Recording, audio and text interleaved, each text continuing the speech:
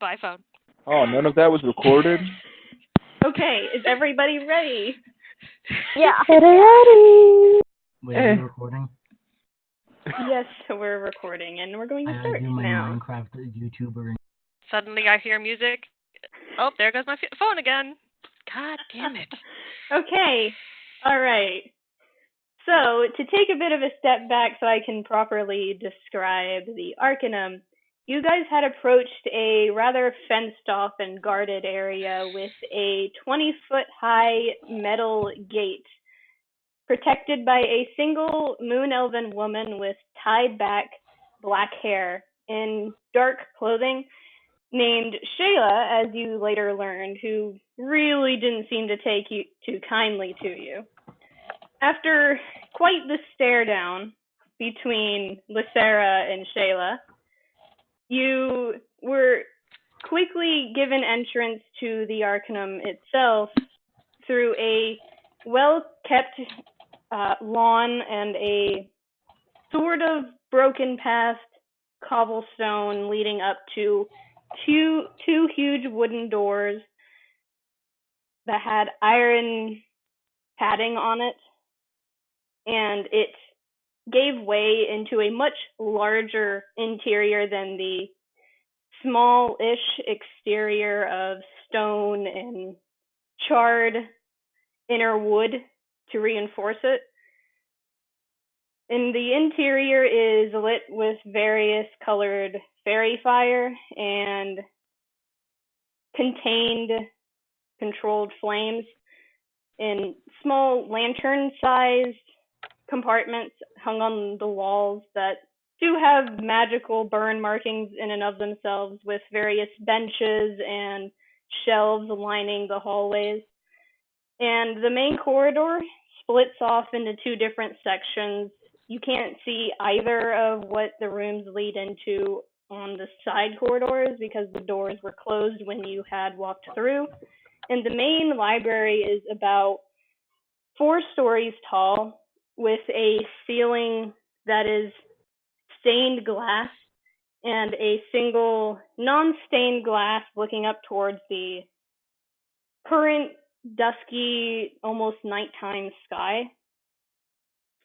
At that point in time, because you had spent a little bit of time staring down the guard at the front.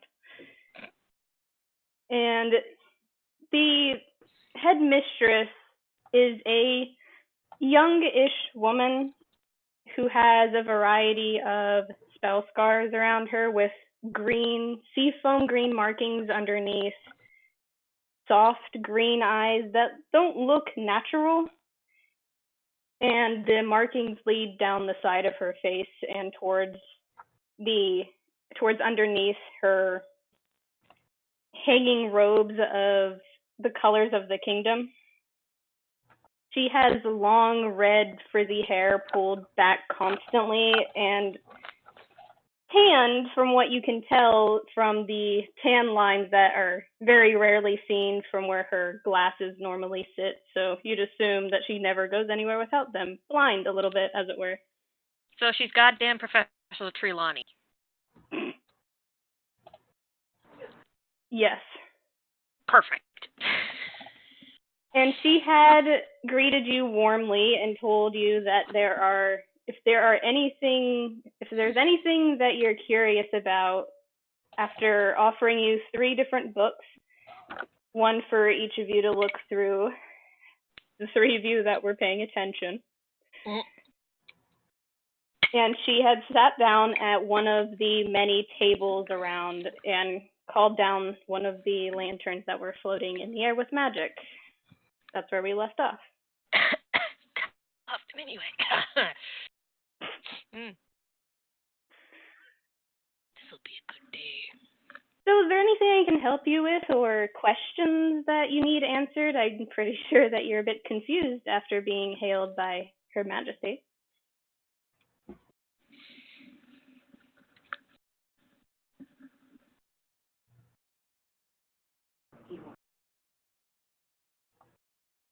Who are you talking to, Rye? The entire group. She's addressing everybody at the table right now, which is okay. all three of you, if Niminue is coming out of her stealing section. Her too. You rolled stealing. sleight of hand last session. That is stealing. You can't slide that by me. What a dirty thief. Who would ever steal something?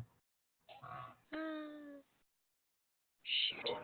By the Pretty way, sure just Lithera as a is- reminder, the headmistress's name is Jocelyn.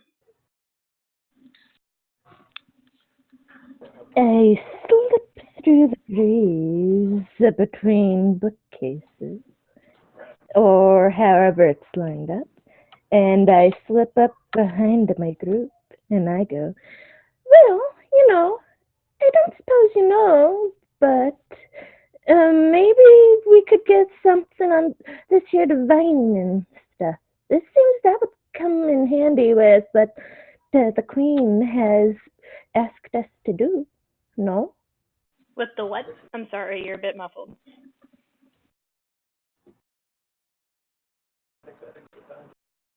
Lady, with the what? I don't suppose you could find us something to do with divining now, could you? I think that would come in handy with what the queen has asked us to do. Jocelyn looks you over specifically, Niminue, but in a stance of she's not sure if you should be the one asking that. And yes, we have many books on divination, but I would suggest that you don't try that if you haven't before. Well, how hard can it possibly be? She does that gesture with her eyebrows and it raises and looks away like, oh boy.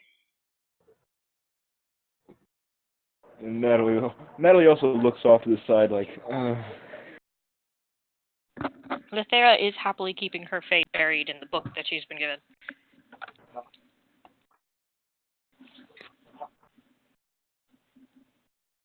Any other questions from the rest of you?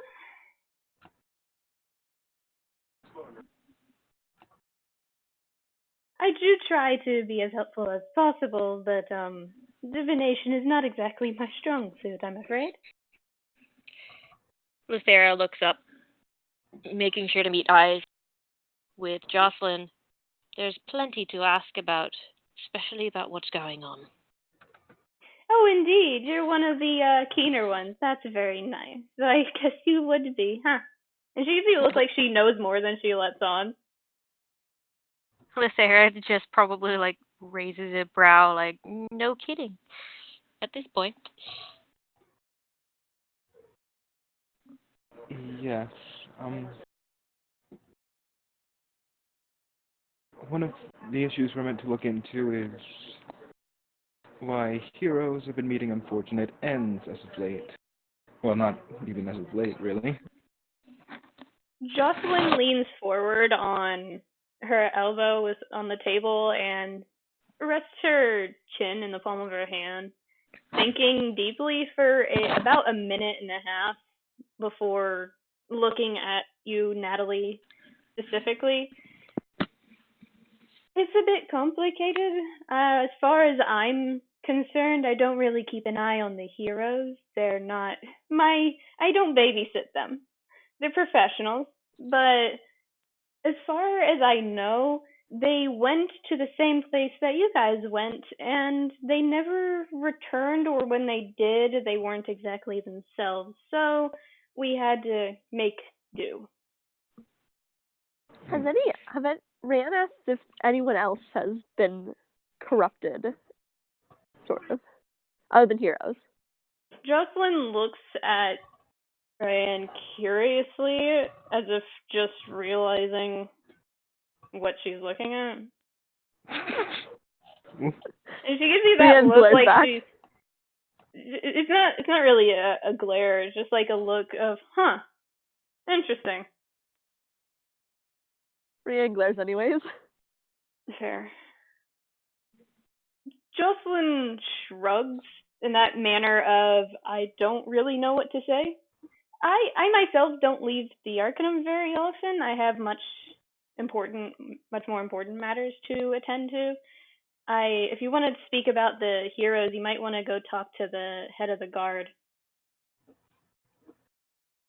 Okay. All right.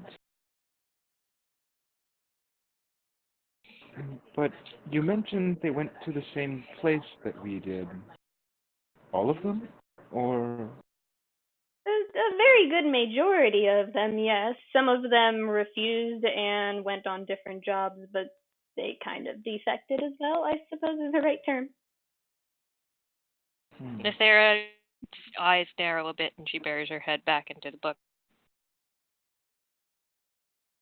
Oh, by the way, if you do actually go to see the head of guard, his name is Raiann Avarn. He's a bit stuffy, in my eyes. So try not to make any, She looks at Niminue for a moment and then looks back at you, Natali, and says, any jokes that are perhaps not meant to be said in business? Joe? Yes, such as suggesting drinks. As far as I've heard, one of you likes to do that. Lithera looks up again and says, I give an innocent look. for one who doesn't get out of the Arcanum very often, you certainly have good messengers. Why haven't you heard much more about the heroes then? She smiles at you, Lithera. I hear a lot from people outside that come in for various reasons. I've been told I have quite the nurturing aura, so they like to tell me things. Lithera snorts. What, do you not believe me?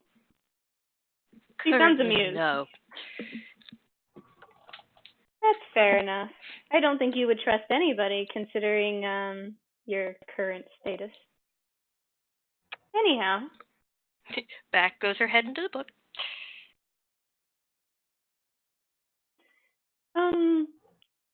I can't help but notice that one of you is a Dragonborn.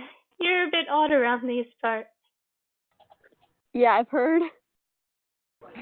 I'm sure you have. I don't mean any offense, dear. It's just the fact of Dragonborn really don't like visiting here all that often. Much less those of religion, of your stature and practice. Well, I can see why. I suppose you have a point. She seems just amused by this entire endeavor.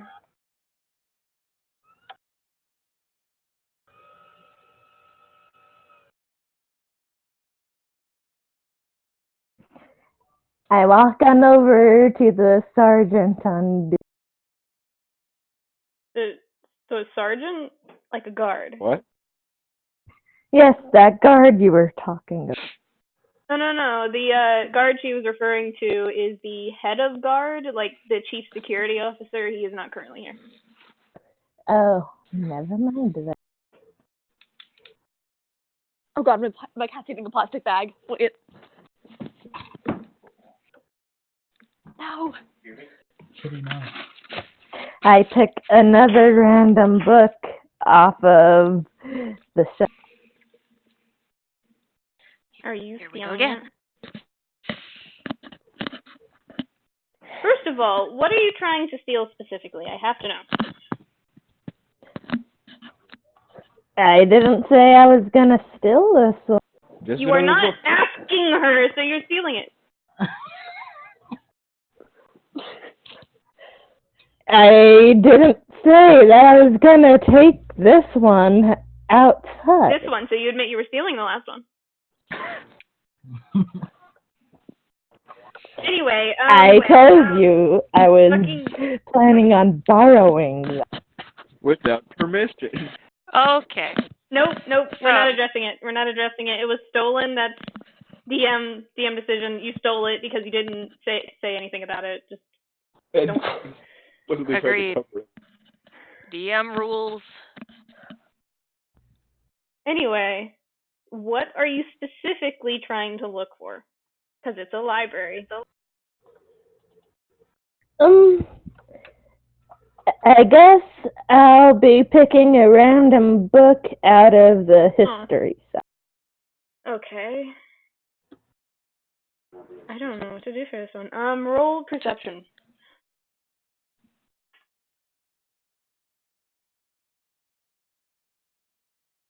More history books. Yay.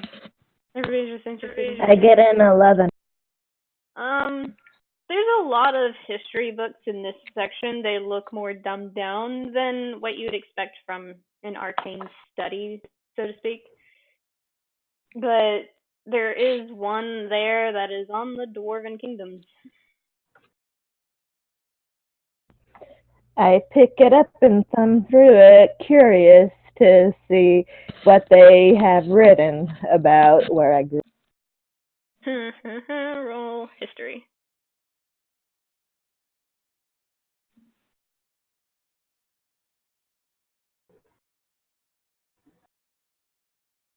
18. The stuff that they have there is mostly just for people who don't get out often and would like to know how to address those from the Dwarven Kingdoms when they visit. It's not stuff that's particularly new, per se, but it does talk about, like, professions that went out of style or weren't needed anymore. Certain mining systems that went vacant or were taken up by dangerous forces that aren't really explained for fear of alarming someone or making someone do something rash. It's stuff that you really already know, for the most part. I tap my finger on the spot that says about people doing rash things after for unknown reasons after visiting places, and walk over to my group and show them. Do you think now maybe this might be related?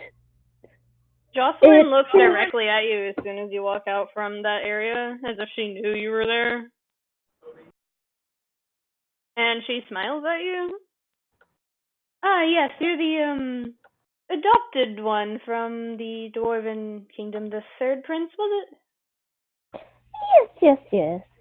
Right. Yes, of course. What are you interested about?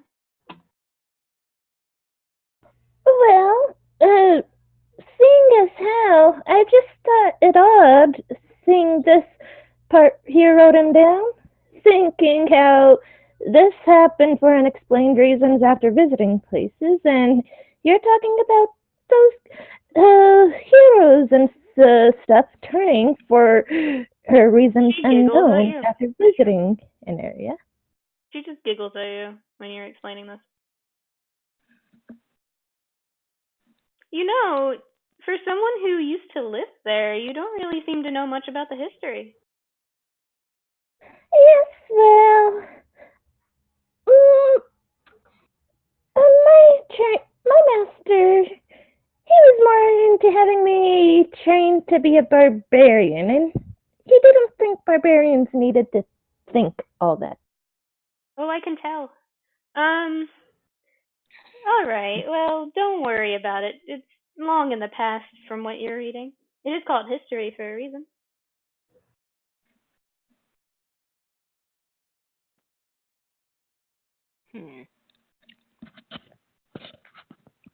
Any other questions? And would you please put that back there? I don't want anything to happen to that one. I shrug and find a clean sheet of notepad paper and a pencil and write down locations that these things happened at, to just have a note of.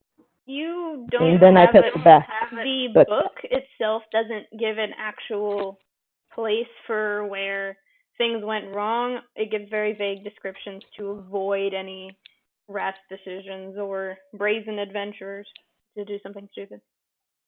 It's done on purpose. So all you know is the Dwarven Kingdom and areas within it. Stuff, places you already know. Okay, I put the book back. Lithera closes her book with a snap, the spine kind of, I suppose, almost quaking as if she'd closed it too hard to make the glue a little bit ruffled, I guess. And looks up at the librarian. Lithera a look like, don't do that. She gives Jocelyn a look that is basically saying, stop bullshitting, and stands up. You probably shouldn't be rough with books like that. At least someone has some care towards it. When the books have nothing but drivel in them, I think it's about time we got someplace instead of sitting here chatting about nothing. You're the ones not asking the right question. I told you I'd answer. Why would I need to ask questions when I've been sent here to... Is everyone here so against heroes?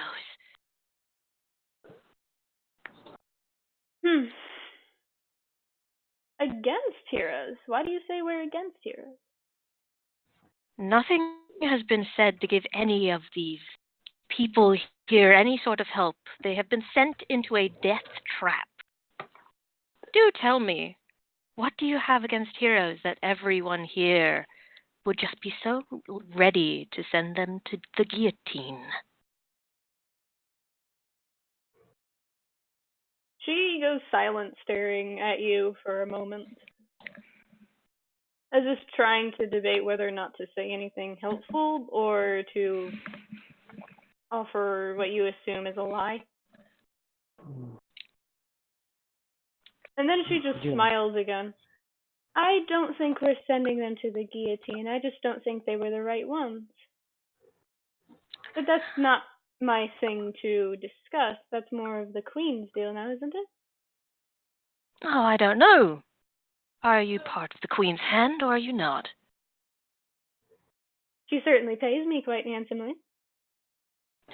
Queen always talks, but it is always the information which leads to an end. And Lithera puts the book down, turns, and looks like she's going to leave. Jocelyn does nothing. All right. Lithera moves to leave. I'm not sure if this would be more of a thing to ask the head of the guard you mentioned, but if it's been consistent that each part or each group of heroes that gets sent into that place comes out, either doesn't come out or it comes out wrong, why keep sending people there? It just seems odd.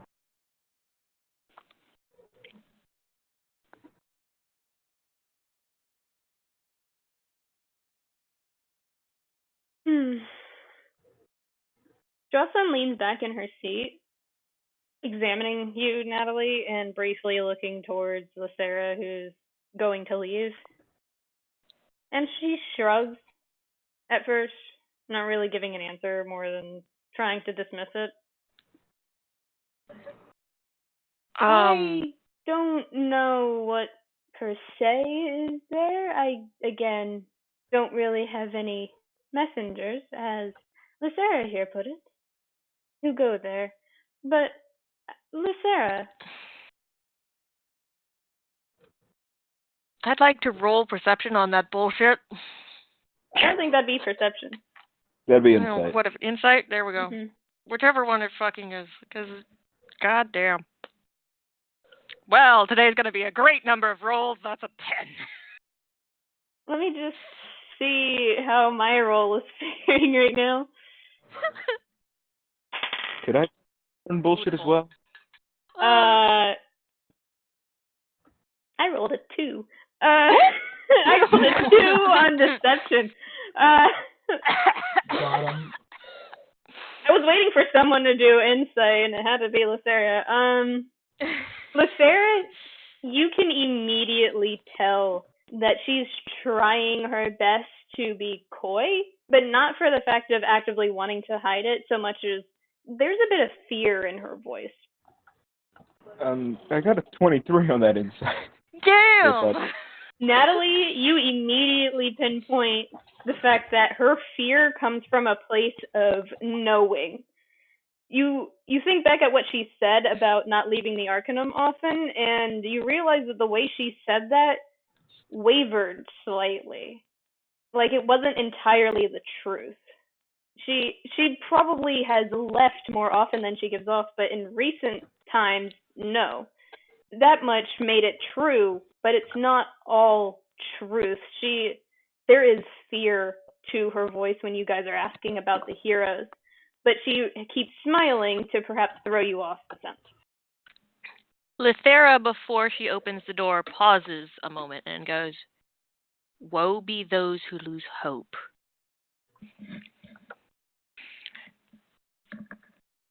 Opens the door, leaves, and closes the door a little bit harder than necessary. After a moment, she mutters under her breath, "Say hi to your ladies for me."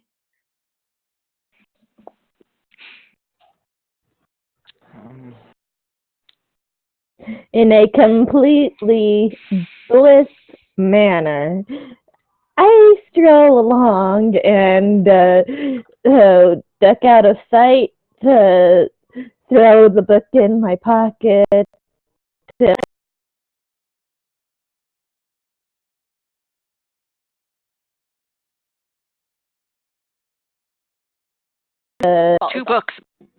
Two books, motherfucker. Roll sleight of hand, I'm pretty sure. I love you. Why are you this? Roll 2 sleight of hand. Ooh. 2 sleight of hand? Are you feeling too good? No, I said I'm throwing the book that's in my pocket underneath the bookshelf. Okay. Why? That would still be sleight of hand, right? I want to know why first. What's the intention you're trying to have with this? Chaos. Okay. Yeah, just disorganize the bookshelves. Why not? Sleight of hand, I guess. Chaos. I don't. No. Screw the Dewey Decimal System. Oh gosh, this is going to be a really fun session. I get a 17. I love you. I wish I could do 2 sleight of hand checks. You throw the book underneath the bookshelf, and you get a feeling like someone may have seen it, because there was definitely eyes on you for a second, but nothing happens. No one approaches you. I merrily make my way out the door, letting it go on a backwards kick, half slam the door behind me as I fall along behind the stairs. Natali? Yeah, with the others leaving, Natalie's getting a lot more apprehensive For about... Natali and Raiann, with both of them leaving in quick succession, you see her face go from cocky and coy to fearful and uncertain of the thing that she just did. There's no need for insight. It's obvious on her face.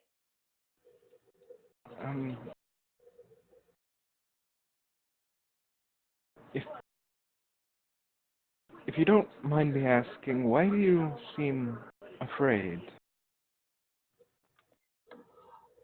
The headmistress looks at you and then shrugs her shoulders in that manner of, well, jig's up, I suppose.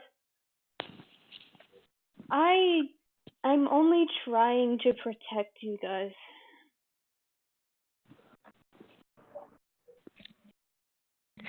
I call bullshit. So is that why you're not telling us about that place? Or... I cannot tell you Yes, anything that I do not know. I'm sorry.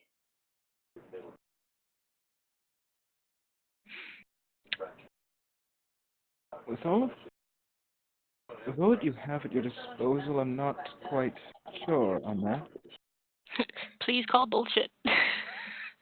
Please, Natalie, I love you. Call bullshit. She scratches at the side of her face in an awkward, uncertain manner, and then trails the awkward scratching to the base of where her hair meets the skin of her neck, and she proceeds to look at you directly in the eyes for a moment. I want you to roll a wisdom saving throw. Okay. It has a +8, and I've just jinxed it. That Oh. one. Modified 20. Modified 20. You feel like there was a magical surge just then, and something trying to weasel its way into your head. No pun intended. I just realized what I said. No pun intended. But after a moment, you shake it off, and Jocelyn smiles at you. I'm sorry for that. It's just a bit of a habit for the heroes that come in.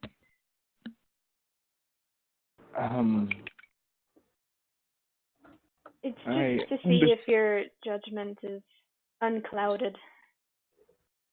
And when you see Lithera next, could you tell her to come see me privately?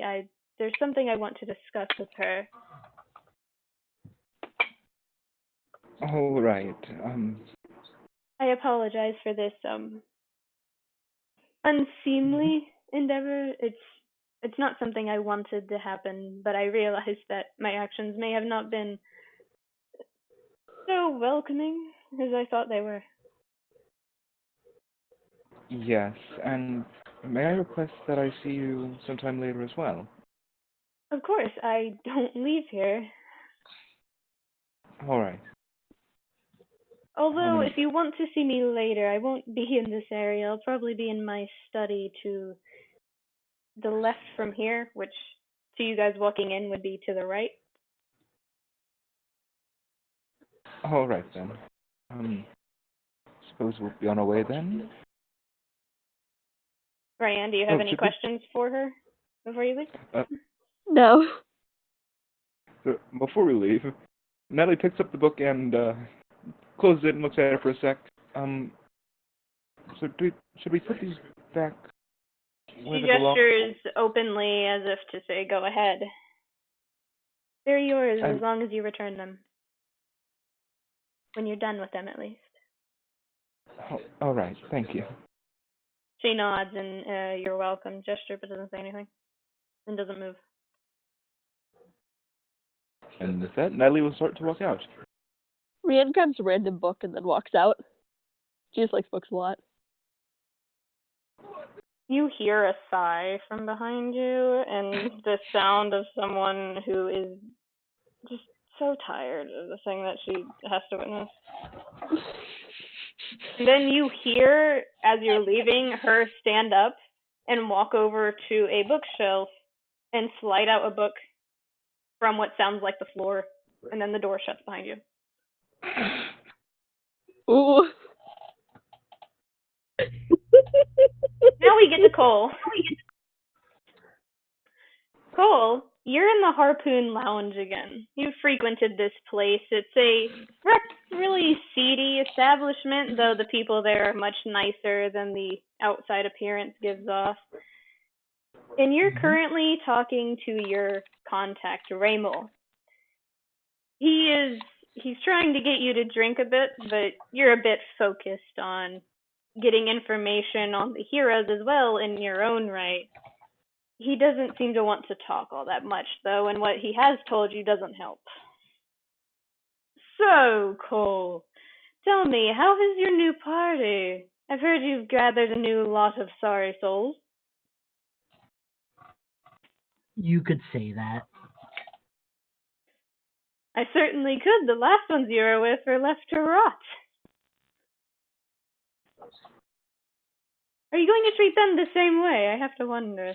Let them leave to rot and steal their riches and come back for more.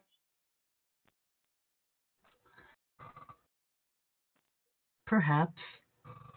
You're being real dodgy with me. That's not how this relationship works, I'm afraid.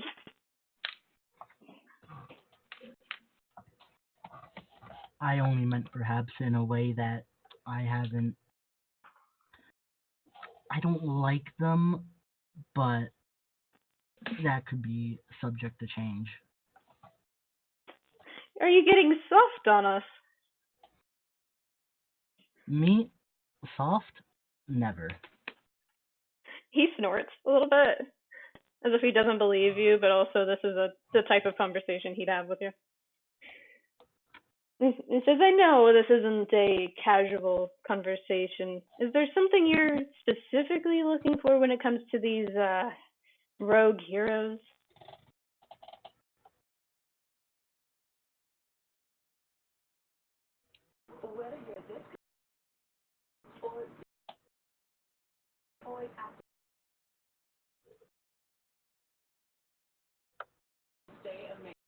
I'd assume that you're looking for some sort of information on where to find them, considering they could be quite the allies if you get them to cooperate. But then again, you're working with a good lot this time, aren't you? You have to play pretend. Yeah, yes, I do have to pretend. But knowing where to find them could be useful. You could say that. And what could you possibly give me in return, Cole? That's heavy information these days. Everybody's looking for the old heroes, either to behead them or recruit them for some mercenaries guild. Well, you know I'm always good for the coin, if that's what you're looking for. But if it's something else, then maybe we can discuss it. Roll persuasion. Oh, great. Oh, great. The one that he's not good at. Okay, hold on. You're not great at telling the truth now, are you? He's good at lying. He's not good at persuading. How? Kind of part and parcel. A 6. Oh no, where'd it go? I did the thing they needed. Yay! Oh no, where'd it go? Welcome to the dice go away. Oh no. That's a 7. I still got higher than you though. Fuck. The half orc before you, he chuckles at the mention of coin. And he's like, you have far too much coin on you. It'd be a knockoff for me to simply ask of coin for something like this. How about we leave it at a favor that only you can do for me? What do you say? Did you have that favor in mind now? It's for me to cash in when I need it. Right now, I'm quite alright. I suppose a favor would only be fair. Excellent, excellent. He leans back in the a bit of a raggedy sofa. It seems to be his by the markings on it. So, about those heroes. There have been a couple of roving bands of old clerics and fighters all roaming around as if they own the land. Maybe they do. We don't know whose hands are in whose pockets and whatnot. But there have been a couple outside of city gates. There's been a few raids on farms outside of jurisdiction of the Queen. There's also been a couple near Waterdeep, if you're ever looking around there in your spare time. As far as other places, I haven't heard anything, but then again, that would require me going over there. And these are my lands now. I have my hand in everyone's bucket.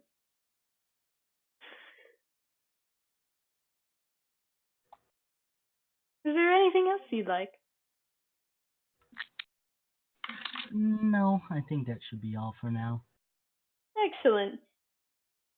Have fun with your goody two-shoes bunch this time. I will love seeing how you play up the whole, oh, you're actually good campaign. I certainly will try my hardest to make it seem that way.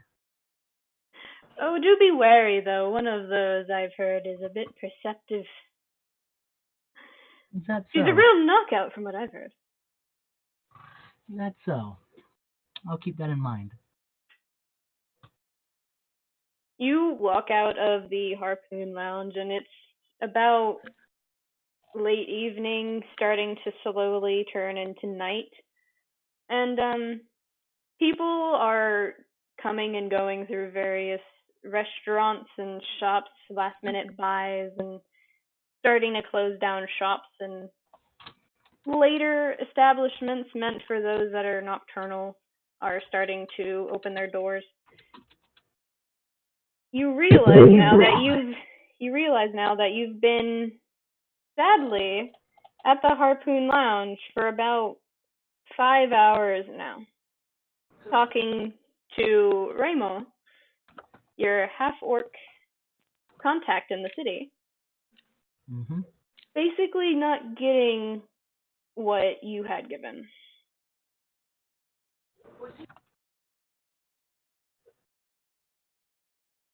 You do remember that your friends, or at least your party for now, was going to the Arcanum, which you know from being here at a previous date is right next to the tower, which is stationed a bit to the west and not too far from you.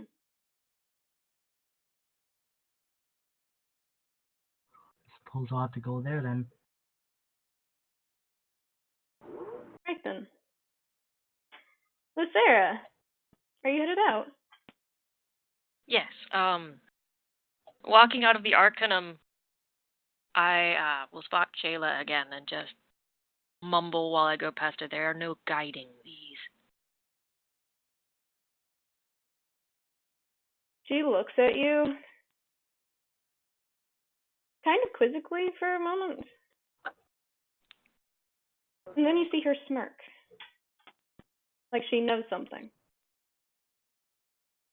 I want to roll perception. See if I see that smart. You're welcome to. You're going to be rolling against deception. Ooh, I get a 17. Your deception is plus 10. The 21, you don't see shit.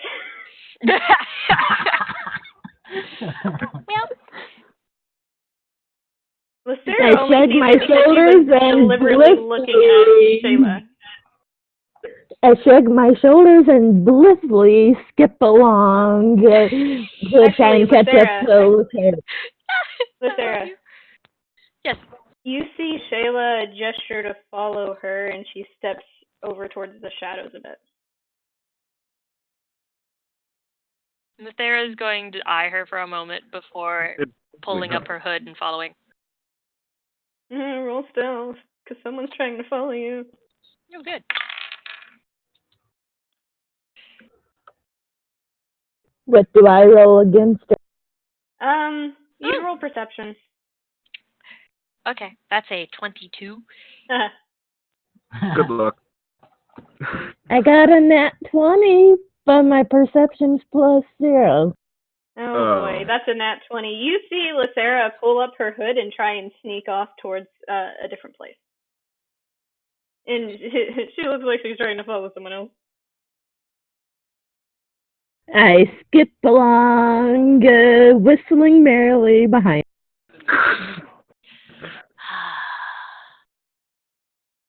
So much for stealth. Not even subtle about follow. Nope.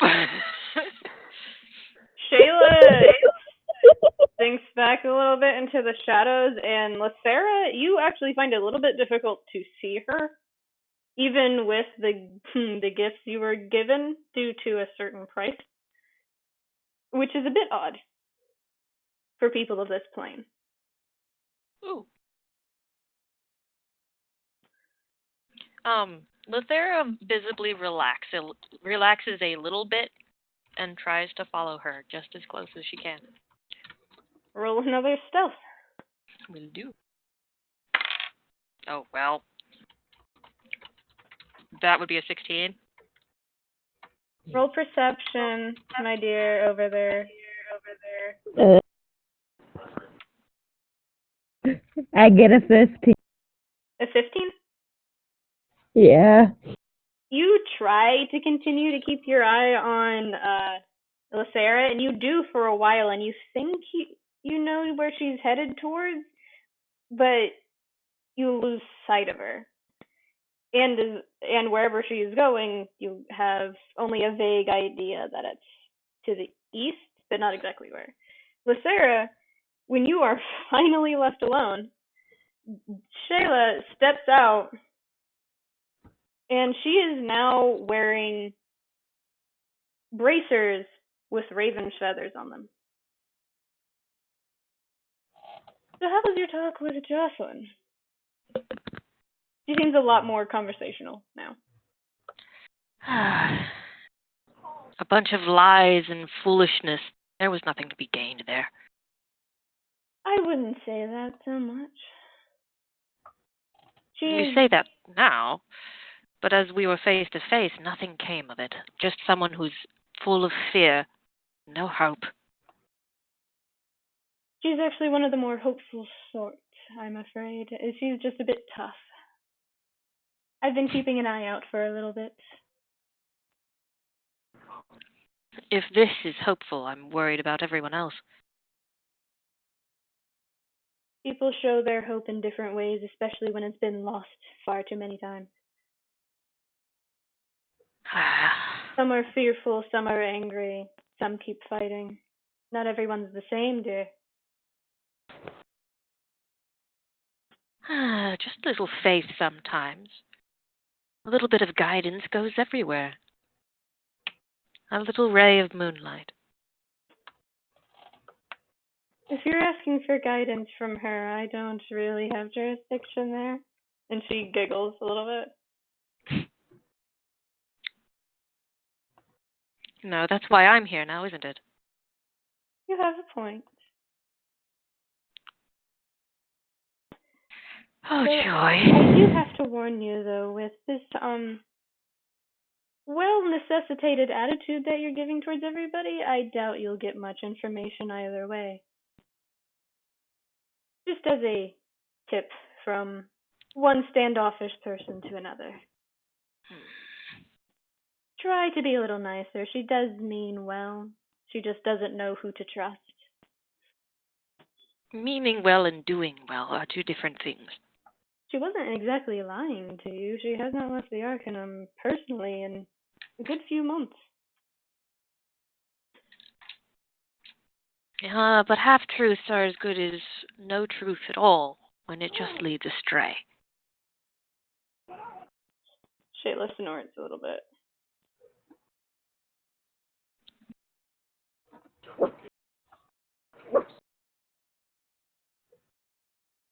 Just the same, I think you should at least try to hear her out. She will be wanting to talk to you later on. Oh, joy, I'll ready myself for another battle of wits. She's not the witty sort, I'm afraid. It's all coyness. Even worse. She's more awkward than she lets on. Cute. Cute. Cute, yes. I find it amusing.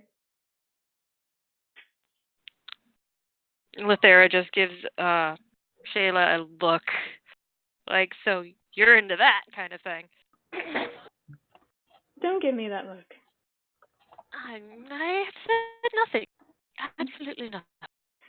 It's not what you said. It's how you looked at me. And no, for the record, it's not. She's lying.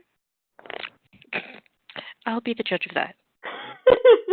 Your passive insight. She's lying. I'll be the judge of that. Regardless, I do suggest trying to take a bit of slow approach. The Queen is a different story. She knows of you.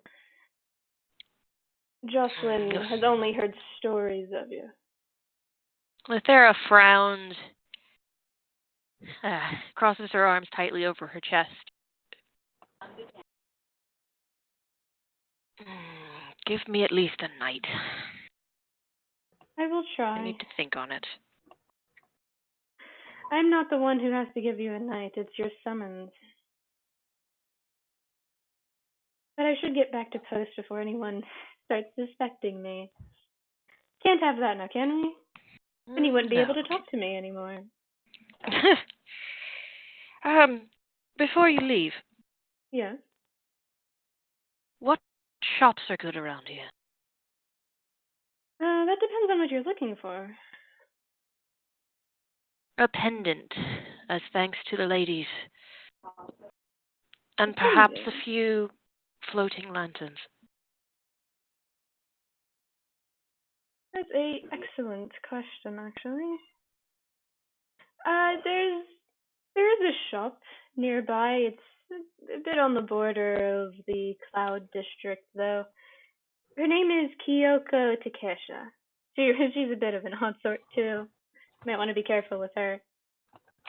In the lightest sense possible, the deep end's got a bit of a grab on her.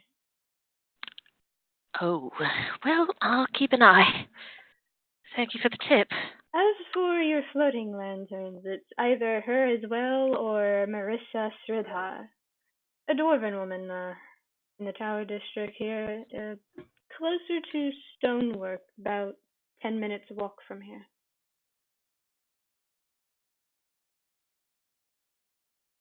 All right. You have my thanks. Of course. Try not to irritate the people you're guiding too much. And she walks away. Lithera under her breath, only if they irritate me first. Bickering children. Lithera is going to go in search of those shops.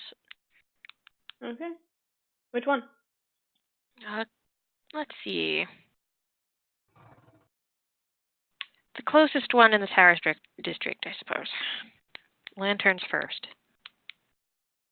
So you're going to Marissa's shop. Marissa, all right. It's not too hard of a place to find. It's one of the few smokestacks in the Tower District, since most of them come from the Stonework District, the more hard workers instead of upper class that don't really like to get their hands dirty, but will if they must, rather than the the Cloud District, which will not ever get their hands dirty. It's very obvious. It's emblazoned across the top of the simplistic metal outline doorway reads the Living Flame Armory.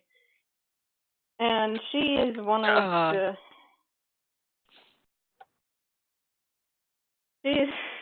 Yes, maybe? Why did you do this? Lithera is just going to stare up at that name. For a moment, I'd like to check the shop over for a specific symbol. Which one? One she's seen before. Go ahead. I'm guessing perception or investigation? Which one? Since you know what you're looking for, investigation. Okay. Okay. About the rolls today, that's a 5. It's a really sturdy building. Oh, great. Looks nice. What a nice building. Well put together. Just gonna continue squinting at the sign. There's nothing here. It's coincidence, right? Inside, you see about 3 people working. I'll walk up and knock on the door. One of the people looks up and looks startled that someone's here this late because it is getting around closing at this point. But nonetheless, they step back from what they're working on, take off their gloves and apron, and walk over to the door. And it's a human woman, about 5'6", with a pixie cut black hair. She looks at you with a expression of someone who isn't really there for customer service. Oh, good. We're a bit, we're closing currently. Could you come back tomorrow? I've only need a moment of your time. I'm not sure if now's the best time.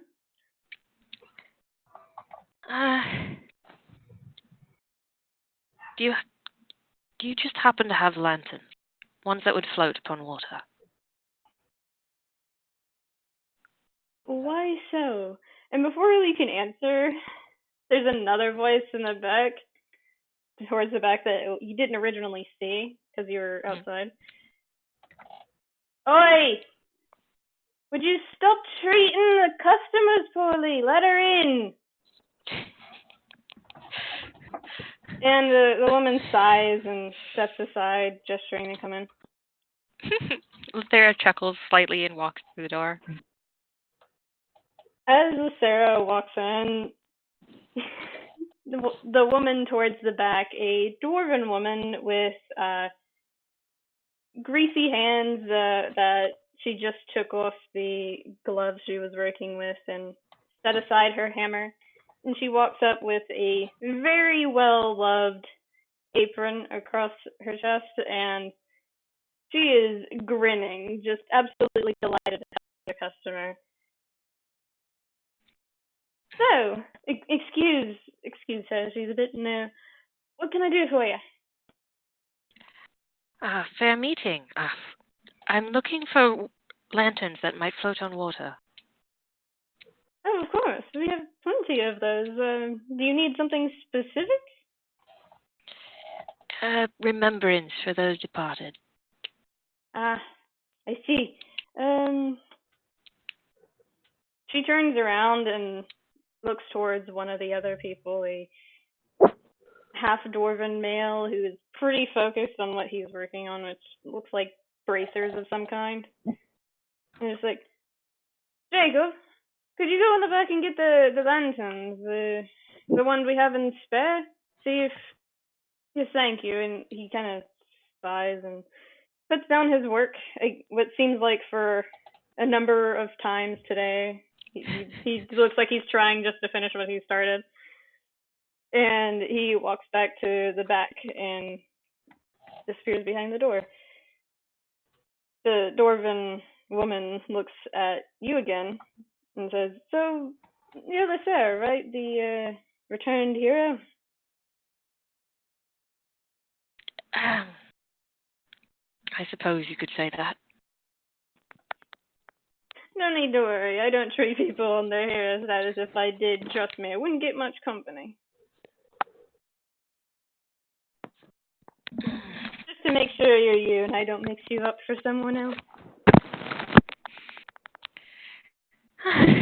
Very well. She lowers her hood for the moment. No need to be so guarded around me. I don't really mind having people coming in late. Alex over here is a bit stuffy, but she means well. And Alex, the one with the pixie cut, just walks back over to where she was previously sitting next to one of the forges. She doesn't seem real interested in helping you out right now. Sorry, I've been so stiff.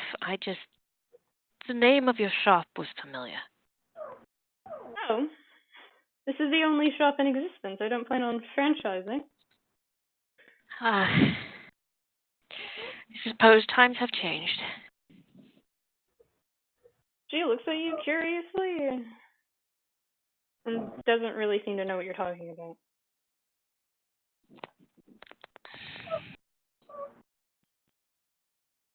Lithera sighs, relaxing just a little bit. Lithera definitely gets the feeling that whatever was making her feel paranoid or anxious of the name was simply a coincidence. Good. Just for memorization purposes and making a statement.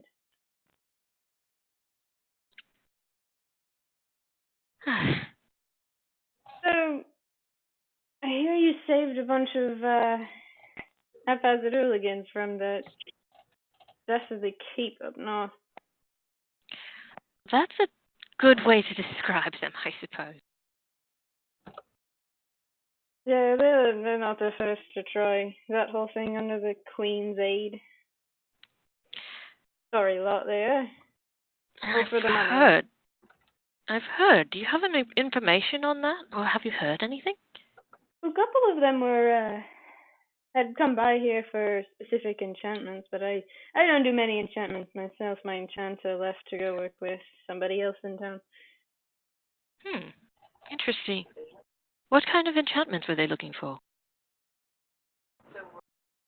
Oh gosh, that was several months ago. She stands there for a second, trying to remember exactly what it was. I believe it was something to do with resisting ailments of the mind. A couple So of they them did wanted know it, something. Kyle. What was that? Nothing. Speaking to myself at the moment. Sure. But a couple of them asked for enchanted weaponry as well, something to hit what they claimed were invisible beings.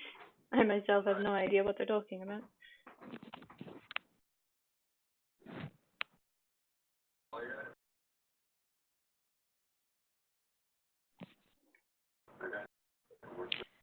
Thank you for that information. Of course. Happy to help. And at that moment, Jacob comes back in with a small box of what looks like miniature lanterns that are rather decorated as he puts them on the counter in front of you, Lithera. And they look relatively refined for people who design more functional and less decorative pieces. They look like they were supposed to go to someone else, but the person either didn't show up or didn't like them. These are all the ones we have. We can make others if you'd like. About how many are there? Roughly 8. One of them looks a bit damaged to a degree. This is fine, but this is gorgeous work. Are you sure?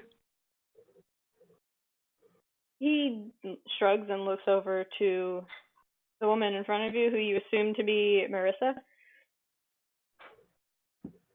And Marissa shrugs and is like, "Don't worry about it. Think of it as on the house. Good faith. Someone's got to uphold a bit of justice around here now." You are far too kind. I will certainly remember you and come back. By all means. I always welcome a new customer. I will be certain to be dedicated. Is that all you need? For the moment, yes. I will try to come back when the sun is high. Do come whenever you need. I'm mostly here through the night. My thanks. Are you leaving? I'm going to leave something behind. They might not want to be paid, but I'm going to leave behind 5 pieces of platinum. Okay.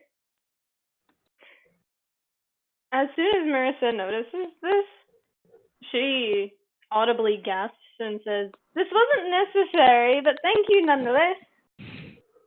It's entirely necessary, I say as I pick up the box and start heading to the door.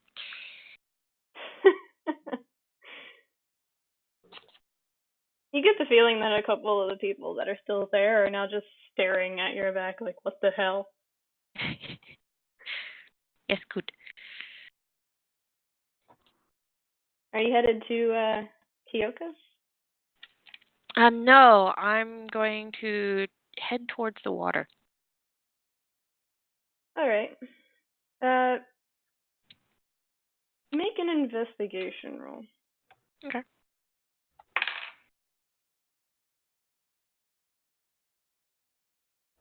15. It takes you a little while, but while you were leaving the castle, you listened a bit to the outside noises, and you did hear faint waves crashing on the shoreline. And you decide to head in the opposite direction from the inn where you're staying and towards the Cloud District and past it on the other side. This takes you about an hour, hour and a half, and it's well into night. By this time, the moon is starting to creep up towards its zenith. Okay. There's a couple small ships docked currently. They look like merchant ships from what you can tell at this distance. Okay. Lithera is going to find a spot where she can sit down, light the lanterns, and let one by one float away while she's giving prayer. Okay. You easily find one of these areas a bit secluded since people have either started retiring for the night or they are otherwise staying inside and watching the shores from this area. And you're not bothered as you do this. In fact, anybody who you hear start to approach immediately stops and leaves again as if noticing that you're in the middle of something and respecting it. And you do this one by one underneath the moon's gaze, underneath your goddess's gaze, and you feel like someone is smiling at you.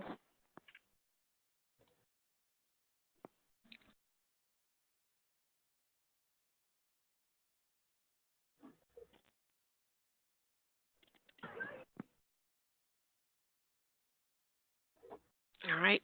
That's what Lithera is going to be doing for quite a while tonight, so. I will have been blissfully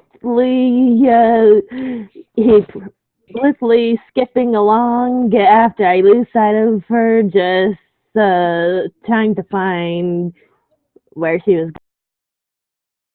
Yeah, you've completely lost sight of her. That's going to be extremely difficult. That's a DC you might not be able to hit. That's what So is the Niminue the stalker now? She's a lot of things currently, but she's great. I love her. A thief, a stalker. Niminue, I will get back to you in a moment. Raiann and Natali, as you're walking out, you see Shayla start to get back into her post as if she had left it for a little while, and she doesn't really seem to mind either of you as you walk out. In fact, not even caring that you're there. It's a nice night out. Natali will look around, expecting to see Lithera there, and not. Nope. They're gone. Did they abandon us? By this point, I'm putting this at about the same time that Lithera just finished the conversation with Shayla and is currently on her way to the armory. Alright. So Natali will turn to Shayla. Did you see where Lithera went? She was supposed to be here. No idea. Shayla looks at the both of you for a moment and just doesn't answer.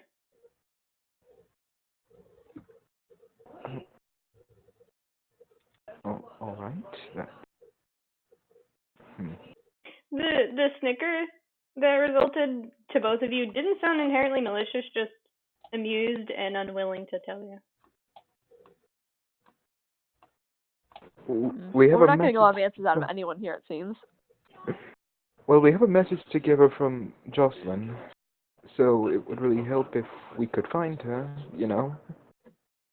Oh, I wouldn't worry about that one. Whatever What do you mean?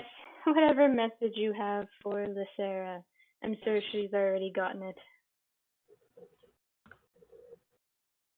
What does that mean? She doesn't answer. Oh.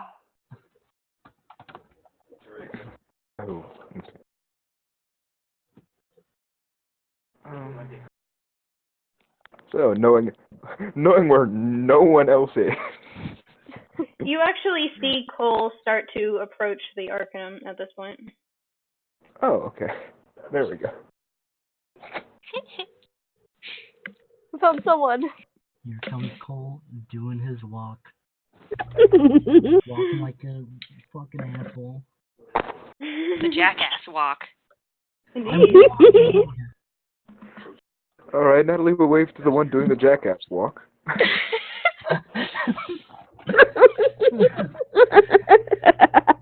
Cole will probably Do you want to roll to get lost in the city? Is that what you're telling me? Yes. Oh no. Fucking roll survival then, I guess? I don't know. I don't know what to roll for this. I would say investigation or survival of your choice. Wait, hold on. It depends on what you're trying to fucking do. Like, Trying to get lost? Are you actively trying to get lost in the city? Roll Niminue. acrobatics. Oh my god. Well, my character isn't actively trying to. I'm actively trying to get my This is a character. fucking role-playing game. Don't do this to me. Do this to Rye. Please do this to Rye. I am doing it. Maybe roll history, but try to roll low. Aim low. Roll perception, but low. Oh, I hate all of you for this. So you want me to do perception, you said? No, don't listen to Josh. Roll survival. Why would you not listen to me? This is the best. You're the gunslinger. That's exactly why we listen to the Gunslinger. Go! Yeah, not run! You have gotten hopelessly and terribly lost, and the fun thing is you're pretty sure that you ended up in an entirely different district because you have no idea where the hell you are. Oh, it's beautiful. You don't even see the fucking tower, and it towers above literally everything else in any other district. You somehow walk out of town to another town. That's a different district. I think that's a different city. Nope, it's a different district completely. It Looks a lot more rundown than the tower or cloud district. You find your way into the sewer. Oh my god. Wait, it's a rundown district? You found Cole's house. You're just dragging your own character now. I don't need to do anything. You know I will always drag Cole. Okay, so Niminue is lost in another district. Fucking Natali and Raiann finally sees a jackass walking too, and Oh yeah, the jackass. Lithera just isn't there. Lithera pulled a Cole. Yay! Cole's just like, two idiots. Well, that's rude. Not out loud, of course. Just This is best. Cole, you have approached Raiann and Natali at this point in front of the gates. Shayla just looks at you like, you're a little bit late. With Headmaster Jocelyn, the proprietor, I suppose, of the Arcanum. What's there? He just makes some noise. Cole would know who this is just from his contact.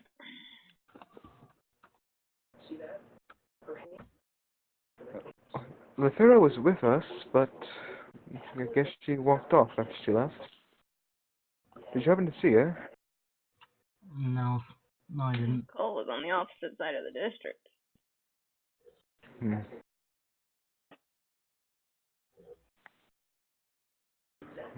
Alright then. So how did it go? Wonderfully. Well, So. We did find out that apparently where we were sent in our last mission is where a lot of other groups went wrong, so to speak. Either they didn't return, or when they did, it did not turn out well. Y'all just love splitting up the party. You're welcome. Mm-hmm. I hate We that. couldn't find out why exactly, but we did get directed to the head of the guard, and I heard a dice fall, and I'm real concerned. When the DM rolls a die and we don't know what for. Yes. Well, I don't think we're gonna get anything out of anyone here. We should just head there ourselves. Have a look Right. around. The one moment I need a nat 20, I get a nat 20. I think we should wait until morning instead of interrupting the guard in the middle of the night. Yeah. Oh dear. But Jocelyn did want to speak with Lithera alone. Unfortunately, Lithera's not here to do so.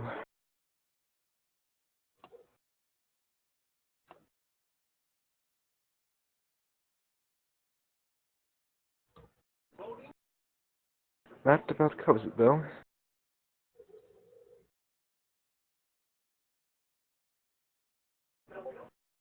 Well, I'm glad to hear that you guys got some information. That's how the name is spelled.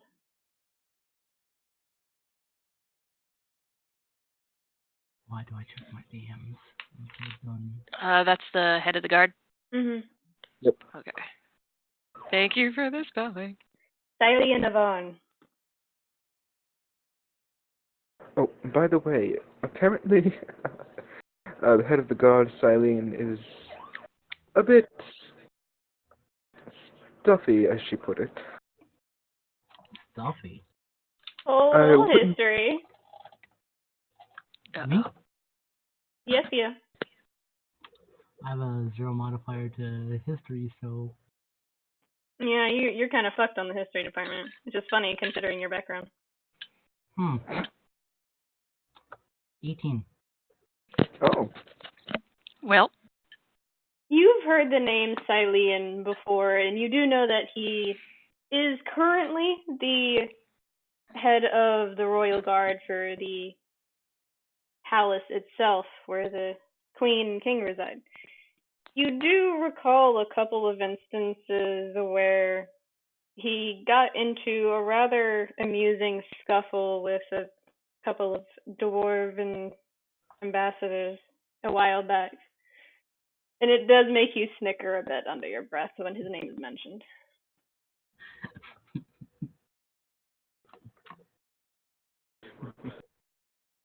yes, Silene did warn us about him meeting with someone of Niminue's disposition.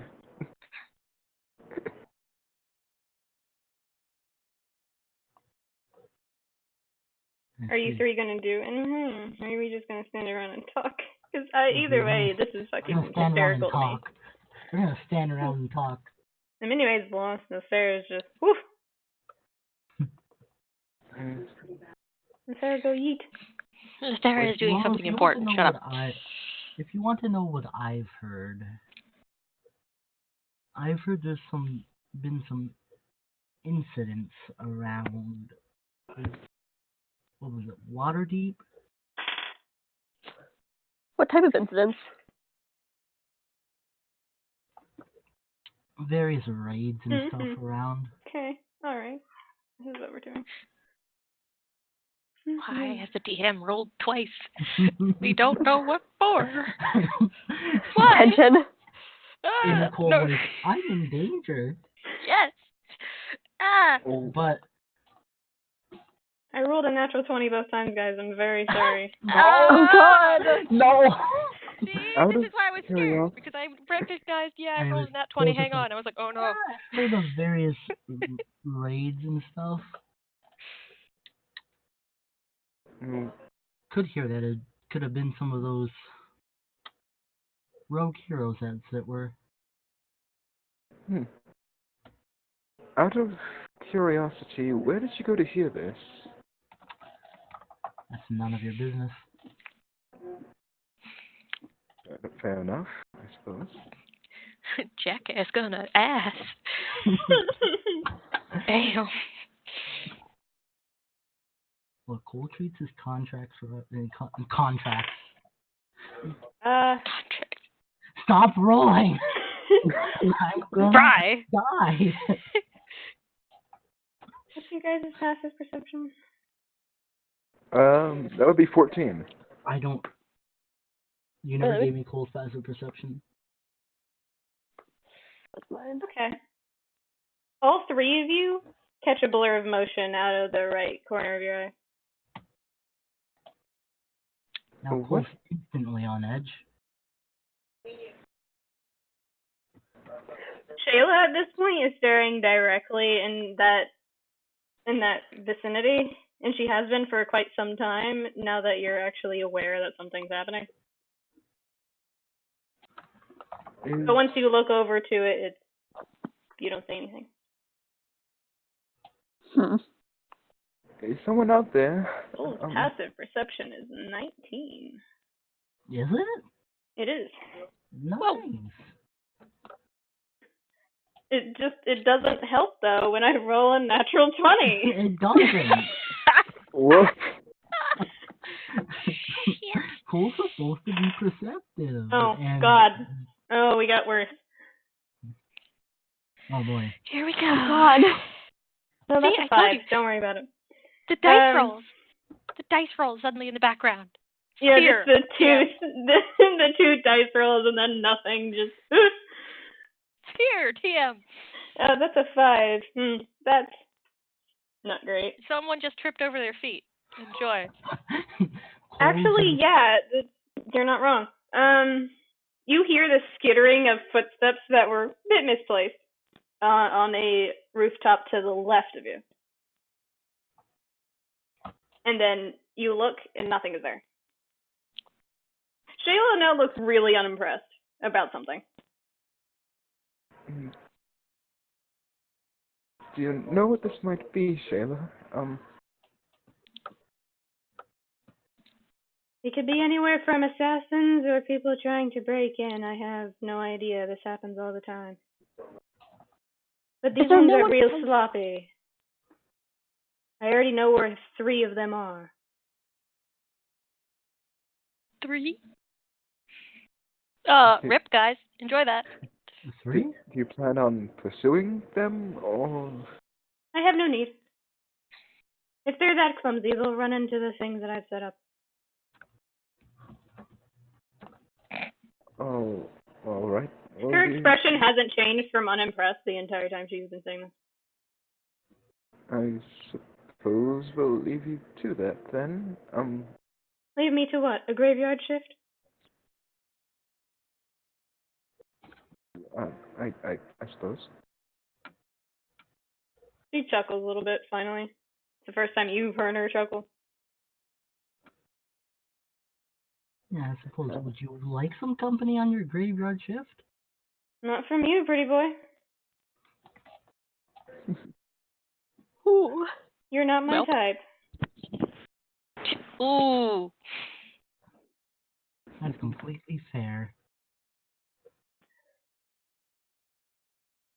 Out of curiosity, is your type Dragonborn? Oh my god. She looks at you for a second, actually contemplating it. Not currently. Oh my god. We'll see in the future, darling. And she grins. Call me if that changes.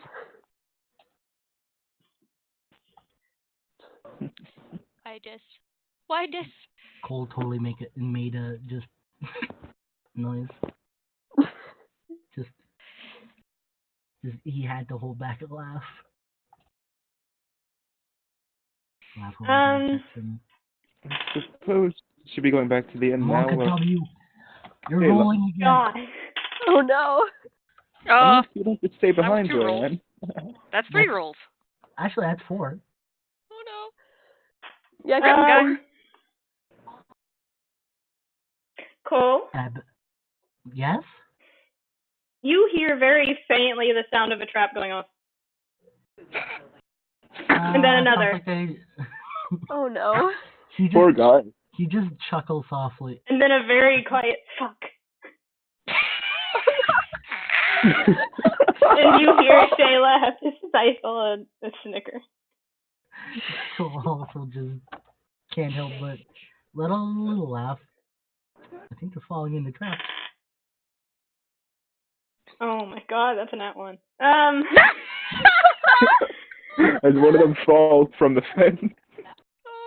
Yeah, you actually, all of you actually see one of them make it past everything, but try to jump over the gate, and immediately you see blue sparks gather and shoot into the individual, making them pass out and fall to the ground. And break their neck? Nope. What? Unconscious currently. Just face plant. Just a nice face plant into the ground. It's fine. He's fine. He just scorpioned a little. From this distance, Oh, so you mean he's got a completely smashed up nose now? From this distance, from where you guys are, it's a little ways away on Shayla's side. Shayla actually looks over and looks offended from what she sees, and Natali, you actually look over for a second out of curiosity, and this person is wearing a similar getup to Shayla's current outfit. Why? Pointing between the two. Just, well, why is... She gives you a look like daring you to ask. And she stops, retracting the finger. All right. Good night, the three of you. I'll take care of this. Yes. Suppose we should be off. We've run out of daylight, and let's Well, 2 nat 20s and an 18. Everything goes sour immediately. I'm actually very glad none of you tried to actually climb the fence, because things would have gone badly. Oh yeah, I can see that now. Mm-hmm. That's good. That's why I was rolling, by the way, to see if anyone caught on. See if anyone caught on to the stupid in the background. Yeah. The blade singers who can't fucking walk. Let's make our way back to the inn to see if maybe Lithera will find... Lithera and Niminue will meet us there. Niminue. Roll survival. Don't mind the dying sounds of a DM in the background. Yes. Roll survival. I'm almost out of my drink from stress. Good thing my survival's +4. Only +4? So you find your way back to the inn? 4 plus 4 is... I get an 8. No! Somehow you've gotten even farther away from your inn. Oh my god. It's a very nice night out, though. It's a wonderful night for frolicking.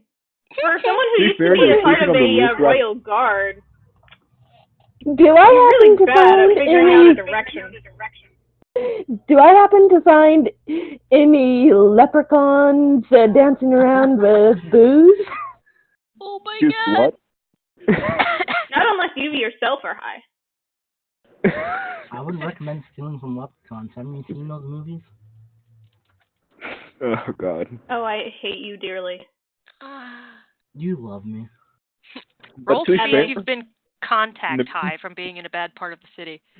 to be fair, Niminue slept on the roof last time, so I don't think it'll be very different. This is a point. True. So, So Niminue is still off doing her own frolicking business. You three, however, know exactly where the hell you're going because you didn't try and follow a sneaky I don't bastard know, of a maybe I ranger. should roll survival. Nope. You don't do this to me. Maybe I should roll survival. If Don't you do tempt that, me. yes, roll survival. you know what? Fuck it. Roll survival. Wait, do we all have to? 22. If you're following Cole, yes. I got a 22. I'm planning on just going back to the inn. Cole tries to take a different route and ends up being there faster than you guys. Oh, right then. He just knows the city better. No, that's because you roll high. I would have purposefully dropped you off in the sewers if you rolled low. No, he just knows the city better. Let me be better. You're being rude to your DM. I could help us get there either way. Are you guys walking in? Never. Great. Yes. When suddenly the DM feels the need to drop everybody into an oubliette. Oh, I'm tempted at this point. Try it, I'll climb out. A random tile of the street turns into a trapdoor. As you stand above the hole for like a solid 5 seconds, and then cartoonishly fall in immediately. Try it, I'll climb out. Are you guys walking in? Yes, yes. Okay, so Raiann, Cole, and Natali walk in, and the same half-dwarven figure is sitting at the counter, and he looks up, sees you, and smiles warmly, and coughs a bit as if to clear his throat or something. You guys are back.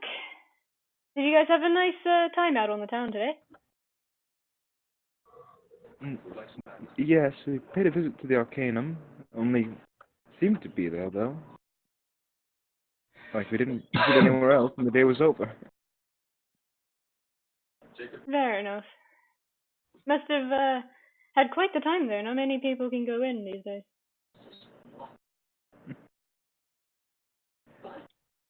But I'm sure you're ready to turn in, so go ahead.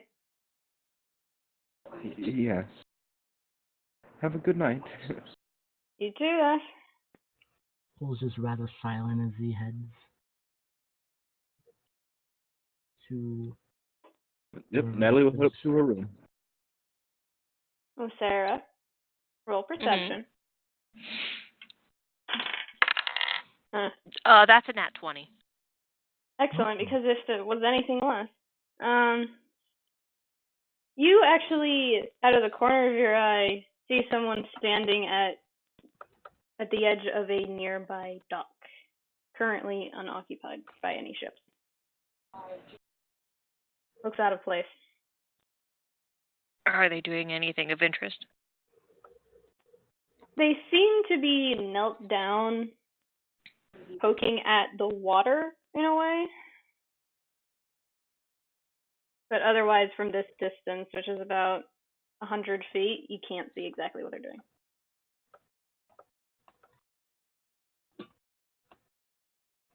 They certainly weren't there about 5 minutes ago.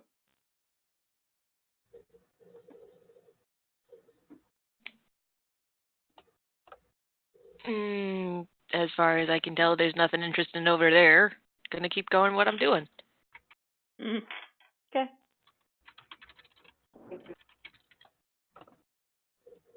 You continue what you're doing? Yes. After about 25 minutes of sitting here, you look over again just for a split second, and that person is gone.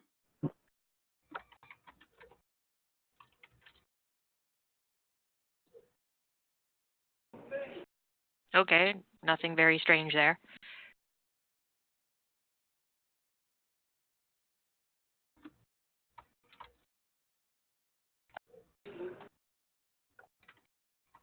Little do you know, you'll be the witness to a murder in the near future.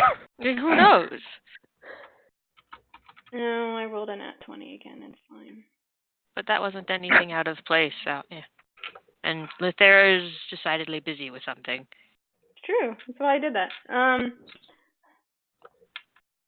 Okay. Niminue, I'm not even going to ask you to roll survival. Someone notices who you are and realizes that you're probably not in the right area and ushers you in the right direction.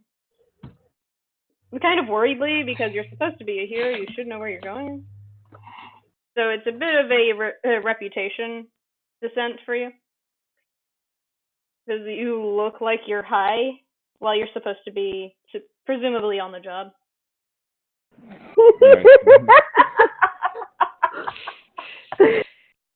Hell yeah. This is why Cole hasn't been drinking. So you get to the inn much, much later than almost everyone else. Lithera still hasn't returned. About 1:30 in the morning. Thank you for bringing me back. I was so alive.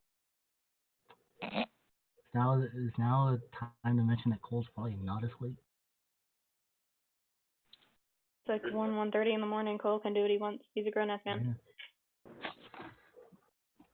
Who needs sleep when there's circumstances to think about? Be careful of your levels of exhaustion.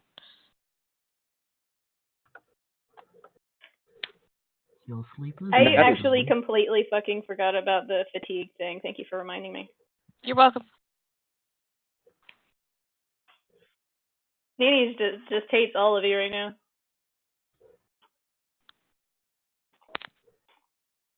Levels of fatigue is a thing. I fall down unconscious on the end. Oh God. Raiann, you're closest to the top of the staircase, and you hear a thump. Oh no. From downstairs. Man down. You just hear this really heavy, long, drawn-out sigh.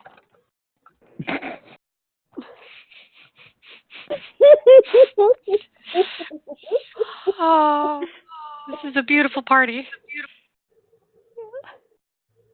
Are we going to check it out, or? Yeah. You walk out of your room still, like, half awake because you were trying to fall asleep, and you walk downstairs, and Niminue is passed out on the inn floor, and the owner is sitting at his desk and at the back of the main area, rubbing at his temples with that look on his face as if he isn't sure what he got himself into. What happened here? Your damn friend passed out. Could you take her up to her room? Please make them roll strength checks. No, that's a Dragonborn and a Gnome. You don't gotta do that. No, if Raiann wants to lift the Gnome, Raiann can lift the Gnome. But the strength check is for how good is your grip at the moment while you're this tired. Is the Gnome just going to go flying, or are we just going to go thump back on the floor, or is it going to work? Actually, that is an excellent point. Roll a strength check, Raiann.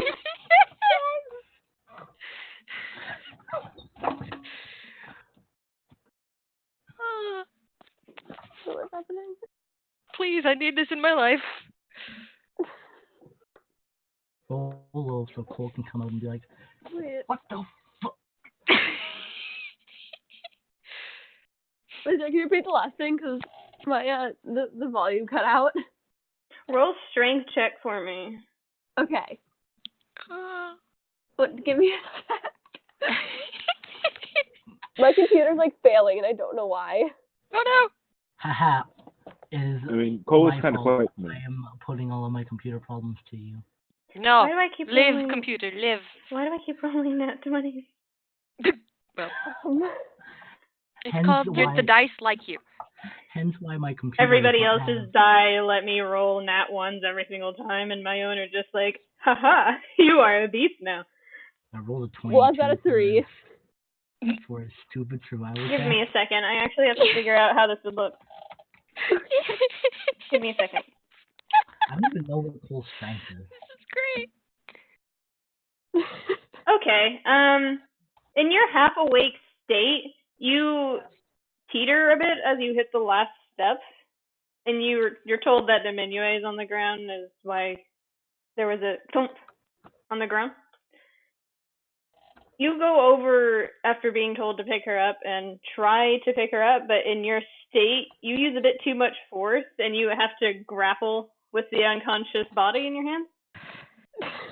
And you like you accidentally didn't quite angle yourself right to catch a football kind of fumble. And then and then after a moment you lose your grip and drop her again. Oh God. Has she woken up? Roll Constitution, lady. With disadvantage because At this point, With disadvantage because the DM says so. Cole just peek out of his no, room because and the be like, DM knows how that works. what? Can Cole just peek out of his room and be like, what the fuck? Okay, is give me a going minute. on? That would be a lot of noise. Yeah, just a fumbling Dragonborn with an unconscious Barbarian. As you Raiann disrupt swears everyone's loudly sleep. also. What's going on out there? This is why Lithera needs to be around at all given times, because then shit like this happens. Hey, you know we're trying to 14. What's the problem? It takes a fucking 6-man party to carry a little tiny gnome up the stairs. Oh, look, I can help if you need. One sec. You Yes, please help. literally, As Natali Natali- pulls out a component pouch, cast Natali- polymorph on cast polymorph on Niminue, turning her into a little frog. Much easier to carry that way. Please. Be done. Niminue, Niminue is having issues right now. Natali is, you actually hear an even deeper, regretful sigh from the owner. I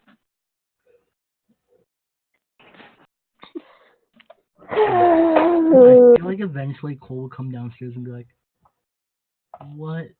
He actually drags his hand down his face as soon as the polymorph happens and just, what the hell have I got Cole myself just into? walking downstairs and be like, what the hell is going on down here?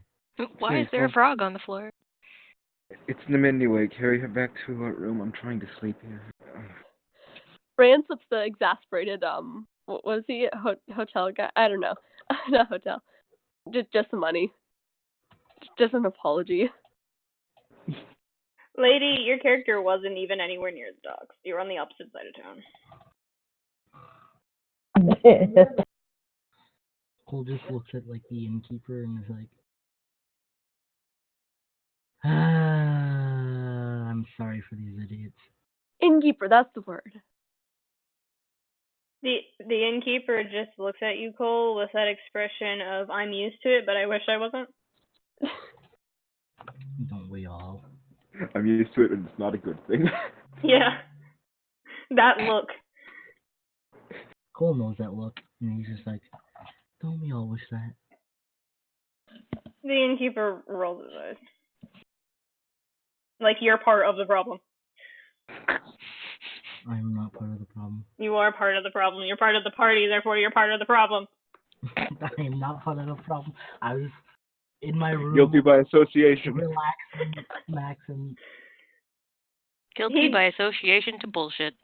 He sighs heavy again and says, just get your friend and go back to bed so I can finish and go back to my own house.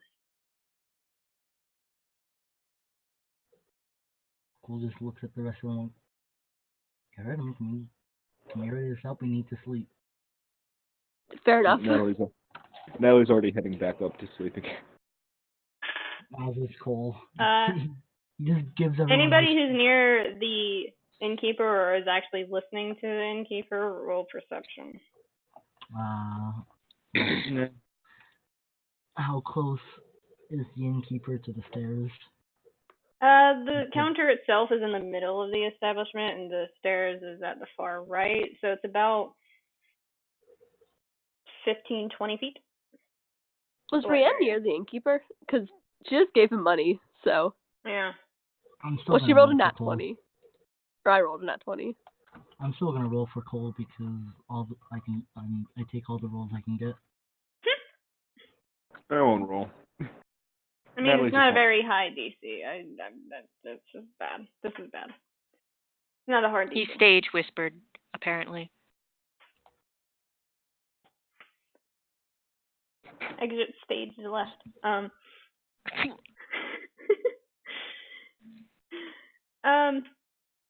So nat 20 definitely passes. I don't see an instance where that wouldn't. Yeah. Cole? 17. Not a very hard thing. You'd have to roll like a nat 1 at this point. Stage whisper. He grumbles under his breath. Why are all the heroes like this? Cole's not gonna say anything. He's gonna keep a level head and not say anything mean. Like half. Surprisingly. He's trying to pretend he's a nice guy. Yeah. In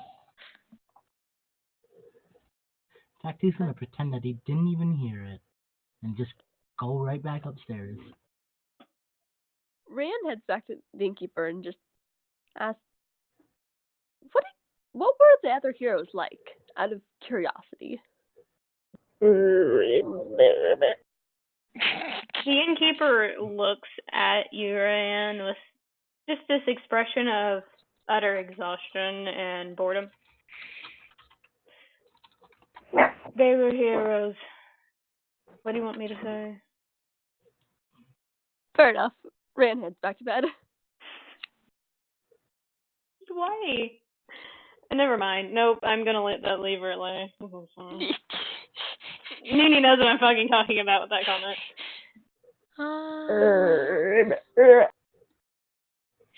You're a baby at this. It's fine. It's fine, I get it. It's good. Don't worry about it. Nope, it's good. It's fine. You're good. You're good. That was hysterical. Good. I loved it. So has Niminue been returned to her room? I'm sorry, I'm trying to not bust into laughter. Okay.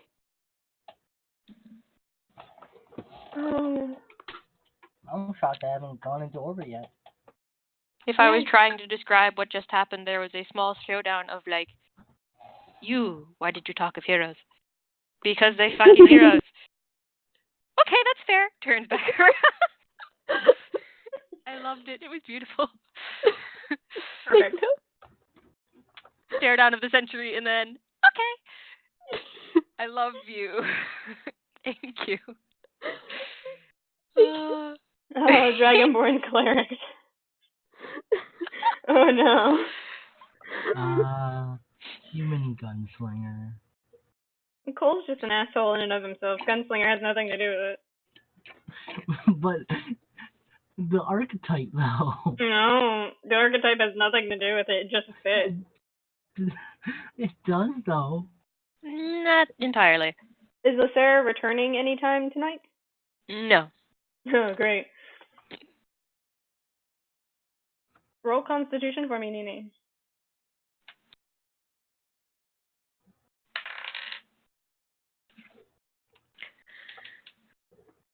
$16. You feel intensely more chilly than the average person would. You have a bit of trouble keeping warm for a while. Okay. Right then. Morning comes, and you're greeted with the sound of something hitting the ground again. Downstairs. Why does everything hit the ground? Why again? Then the shuffling of footsteps. And then another drop.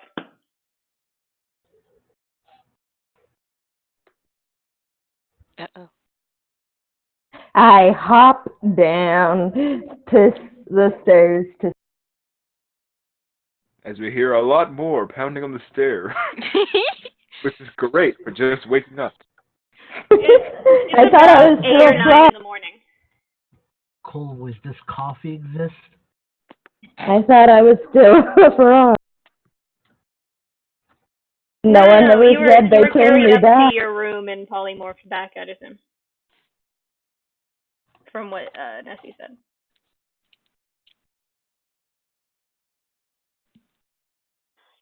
So, who's going downstairs? Cole. So, anybody else heading downstairs? Or do they want to sleep in? Raiann will head downstairs, I guess. She doesn't need sleep. I half hop, half roll down the stairs. Why would you? Okay. Hey. Polymorph. The brain is not gone back. I diagnosed you with frog brain. If you've already been polymorphed, then it's been a while since it's already worn off. Polymorph doesn't last that long, though, is my point. Which Also, is why Natalie it's so fell fucking asleep. funny. Just concentration. Once you fall asleep, concentration goes yeet. So, no. Ah, this is great. You're not a frog. By the You time have you been woke defrogged. up, you weren't a frog. You were already not a frog. You were That doesn't mean defrogged. the frog brain is gone. The frog brain was always there at this point. No, it's just The groan of a still half asleep, half. Okay.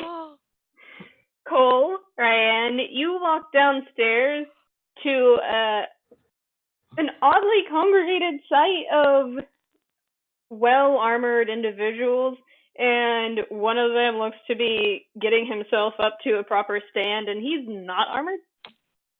He has dark skin with scars underneath his eyes in a crescent fashion, and he has several markings across the base of each of his fingers as he's fumbling with about 5 scrolls.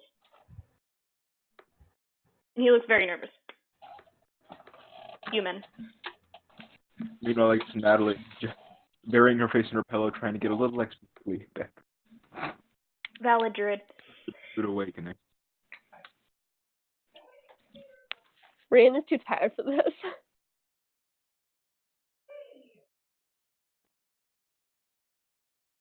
Cole. Cole is just like, what's going on here?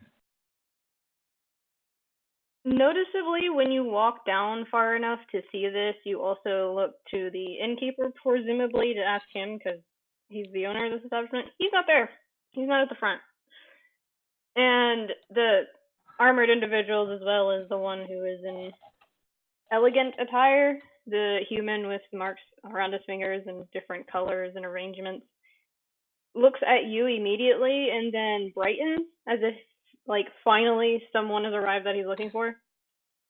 And he walks over to the end of the staircase and looks up at you. Hello, sorry to interrupt. I actually have a delivery for... And he looks down at the scrolls.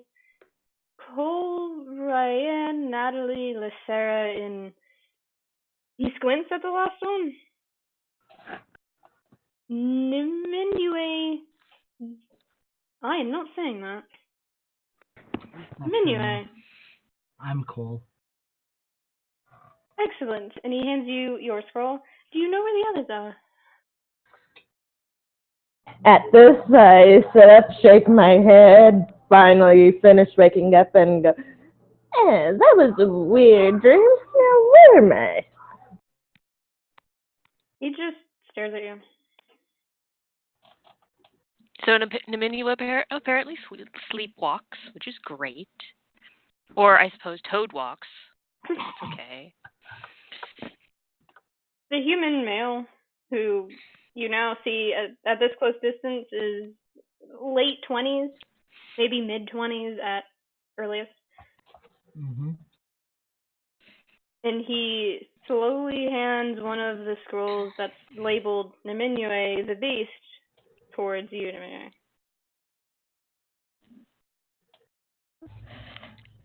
Oh, thank you, sir. That's so kind of you.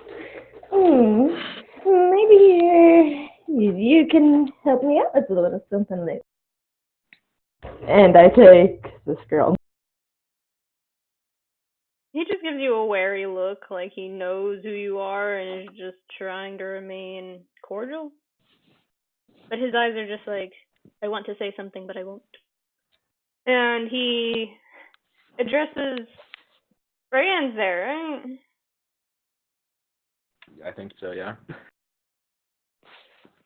Yeah. Raiann has addressed the situation now. Is there? Wait, sorry, what? Raiann is downstairs right now, right? Yep. Sorry, it's sometimes a little hard to hear because my phone was at 1%, so I plugged into my computer, and now it's a problem. Oof. Uh-oh. Oh Jesus.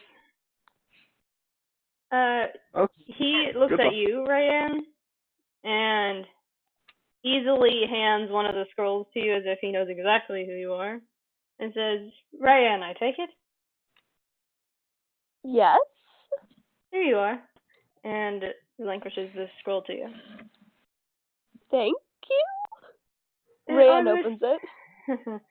Is Lithera or Natali here at all? I have no idea. Natalie's somewhere. Raiann, you Sleeping? walked in with Natali last night. Natali. Your passive perception is just, woo! Anyway. Passive perception? What passive perception? Nothing. What passive perception? What's a passive perception? Can I say We love you, DM. 19? Yeah, okay. He's looking expectantly at the three of you as if, like, are they here?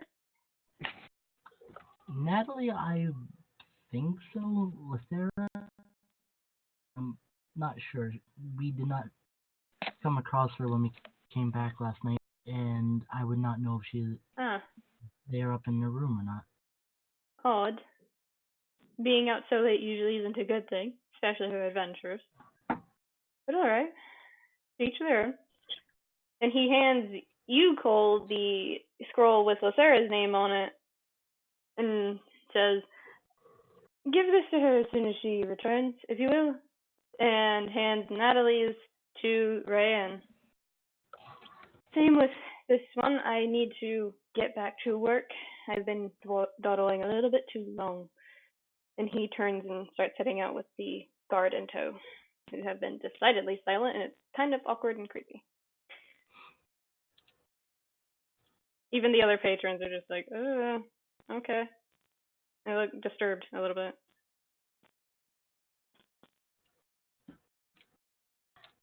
After they leave, Cole just wonders a little bit out loud. What could be these scrolls? Like none of you remember what you're told. Look, I wasn't here last week. That's true. You weren't here the week before either. Yeah. But Blame the Pepsi. I plead the Pepsi. let's see. What is your guys' passive? Where is it? Passive perception? Nope. Oh.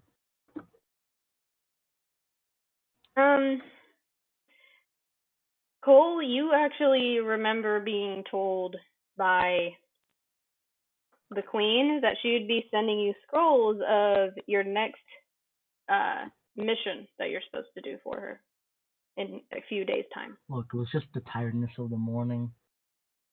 Then he's like, oh, I know what these are. Cole needs coffee. He does need coffee. Gotta get that elixir of life. My character immediately goes and starts asking for, hey, can I get me a pint of the dwarven ale, please? Not even. Asking who? There's no Not one at even the noon counter. yet.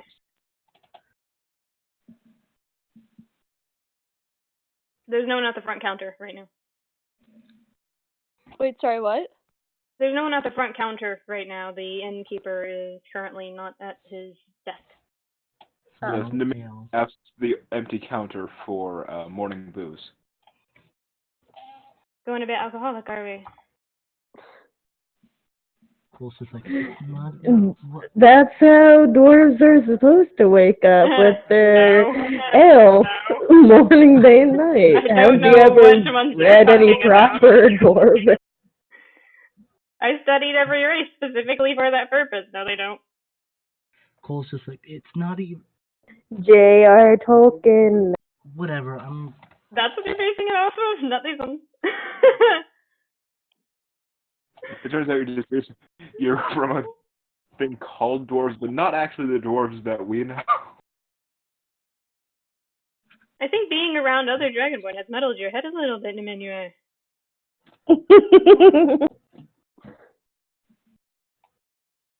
So, after the other two of you watch as Niminue ask an empty counter for morning booze, you both kind of exchange a look of what the fuck. And I would take Cole to just go back to his room. Yeah. He's welcome to actually Raiann? just slide the scroll underneath Lithera's. Yeah, he does do that. Oh, trust me. Trust me. There's a reason why Niminue is acting. Yeah, Raiann goes to try to find Natali. He's Natali is in her room as far as I'm concerned, which is right next to you. Cole is at the farthest end, and Niminue is right next to Cole. Right. So in order from the stairs is Raiann, Natali, Niminue, and Cole with Lithera on the opposite side in one of the rooms.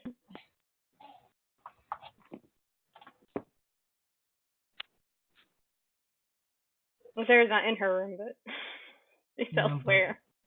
You can still slide the scroll underneath the door. Yeah. And he goes into his room to read the scroll. Okay. Raiann, what are you doing? Raiann knocks on Natalie's door. Yeah. I've got a scroll. I've got a girl. Slide it under.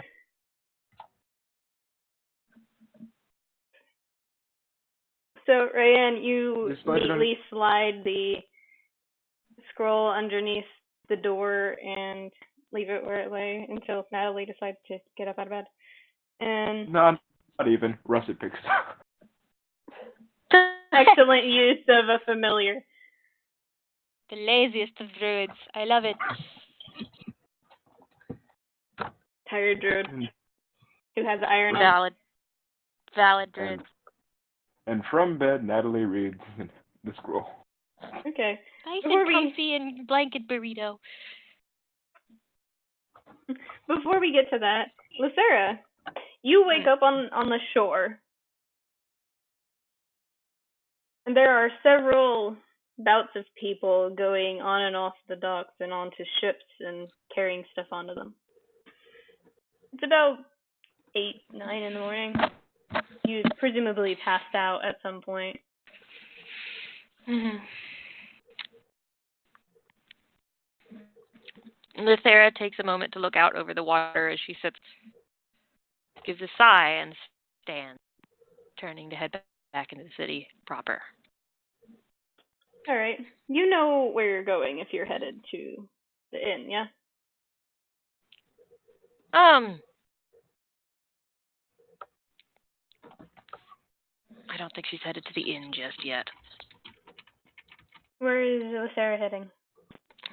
I think she'll go towards the shopping district at the Cloud District edge for Kyoko. Roll investigation. Okay. That was a nat 1. Time to get lost again. Yep. I'm actually trying to debate whether or not that would be advantage since you were given the information. Probably. Yeah, I think it would be advantage, which is saving your ass right now. So roll a slow again. But the nat 1. It's an advantage because you were advised by another store. Well, this isn't that much better. It's a 9. Better than 1. It takes you about an hour and a half to 2 hours to find your way to the area where you assume is the shopping district in the upper regions of the kingdom. But after about 2 hours, you do find a shop that has various hanging lights and strings of lights across the front and the sides and the back, with purple and gold cloth hanging from the windows covering it, and there's relatively low light inside with a nice stonework staircase leading up to a nice looking door with an open sign behind the glass. And the sign on top says Kyoko's Mysterious Armaments. Oh, joy. And there are some words crossed out and written over again with handwriting.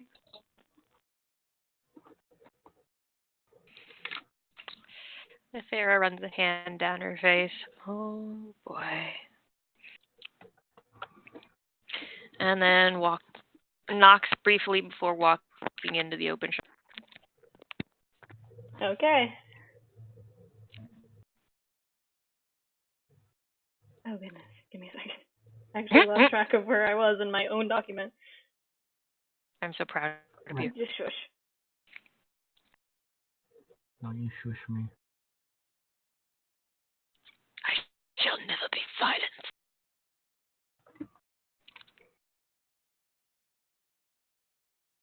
Okay.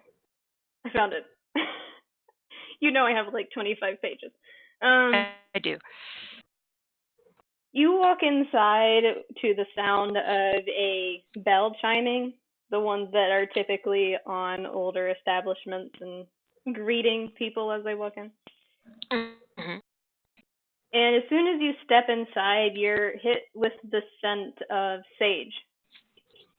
Burning sage. Ooh. The entire area is low lit for the reason of there are various instruments and crystals lying about in their own sections, as well as a counter at the far back with a woman sitting behind it with a book in her hand, deep purple skin and horns that curl back against her long black hair. She seems rather into what she's doing, and in fact the only entity that acknowledges you being there is a calico cat with bright blue eyes and no irises or pupils.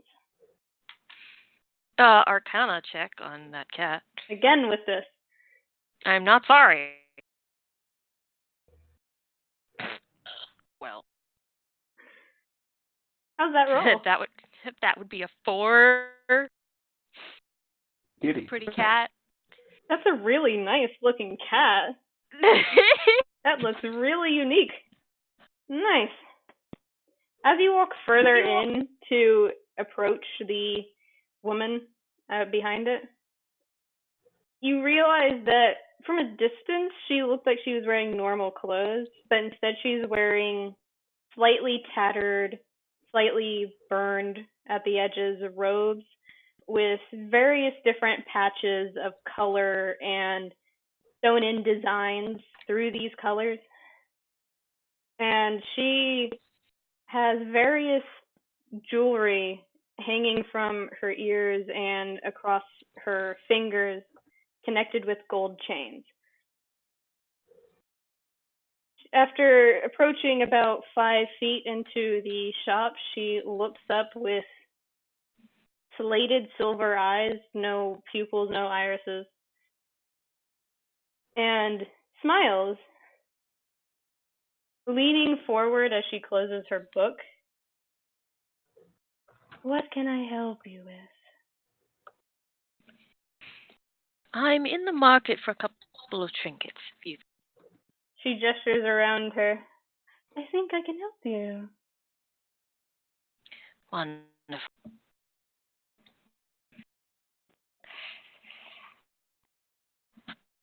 Do you have anything for the moon guide? You cut out on my end. What was that? Do you have anything for the moon guide? Moon guide. Let's see. She leans back and rummages through something behind the counter, and the cat is still just staring you down. It is very unnerving. It looks like the cat is trying to find something off of you.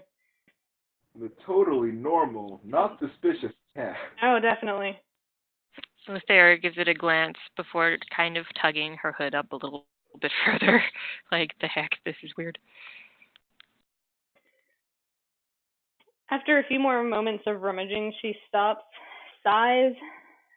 I think we should have some upstairs.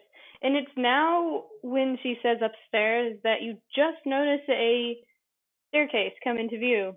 And from the outside, this place doesn't look like it has a second floor, let alone the space needed to have more storage. This area is a bit magic dense, from what you can tell thus far. Oh, She stands up to her full height now, which is 6'3", and she walks around the counter and gestures to follow her as she heads upstairs. The cat hops off and follows suit. Lithera eyes the staircase for a moment, but follows.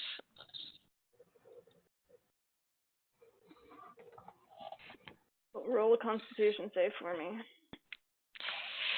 I figured. 13. As soon as you reach the top of the staircase with Kyoko a few steps ahead of you, you have to pause for a second and collect yourself, dizziness taking over you. And you realize Kyoko is a little bit farther ahead, and she stopped and looked back at you for a moment. And then you hear her giggle a bit. I'm sorry, I forgot not many people are used to such magics. And you see her wave her hand, and immediately the dizziness is gone, and the room around you is covered in glass casings with various items and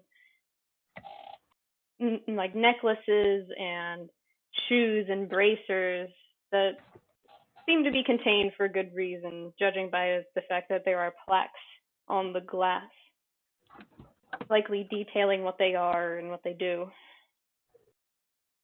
She herself is walking directly toward the left side of the area, ignoring everything else. Lithera looks around, but wisely knows not to touch. Roll perception.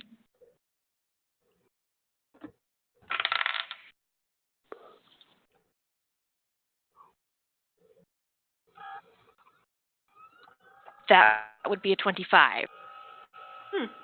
Better than that 13 you just rolled. Shot. As you're following Kyoko back towards the other area where presumably there are trinkets for the moon guide, you notice specifically a type of weapon that glints and shimmers a bright blue with a hilt that has a decorated water and ice type theme. And the plaque on it says, Greatsword of the Ice Shaper. And it looks as if it shouldn't belong in this city. Oh dear. You have some interesting things here. I do. Are you interested? Perhaps not. Do you have any stories on some of these? Everything has a story. Well, yes. She just snickers. As if she was pointedly trying to get across that you asked for that.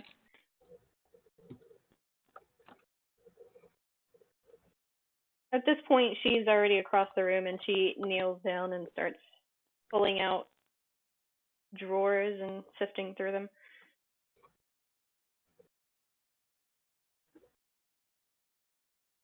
Which one are you more interested in to hear the story of? You have to be a bit more specific. Lithera gestures briefly towards the sword. That one over there. Ah, yes, the Ice Shaper. I got that from an old friend of mine. Stole it from somewhere. Apparently it used to belong to a... what was it? Goliath Barbarian who met an unfortunate fate. I wouldn't say that particular item is cursed, but it certainly holds a rather dark past. As far as I've been told, that particular item, and she sifts a little bit more before stopping and looking up at you, Lithera, apparently it has the ability to summon a full blizzard in a matter of seconds. Rather dangerous to keep around, don't you think? Oh, indeed. But it's only dangerous if other people know it's there. Oh, joy. Besides, I can take care of myself. Thank you for worrying about me, though. And she chuckles again.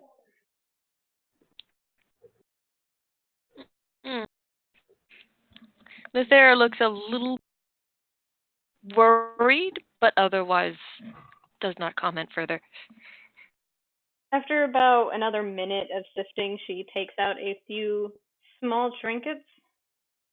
Mostly baubles, not really active use items.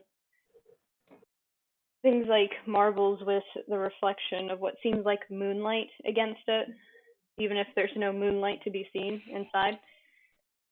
And there's a couple of chains that give off the faintest of sounds of church bells, along with things like small miniature lanterns with a false moon in them, something containing what looks like a moonstone, and an item that looks suspiciously like it was taken directly from a water elemental's form, like the soul of it is trapped inside of it. There's a couple of these. I'm not sure which one you're interested in. For a moment, she looks very closely at the pearls. Would she know what those are? The what? The pearls things. The things that look like marble. She would. I mean, pearls are a thing. Well, yes, pearls. The marbles that you were talking about. Getting a little closer, roll Arcana.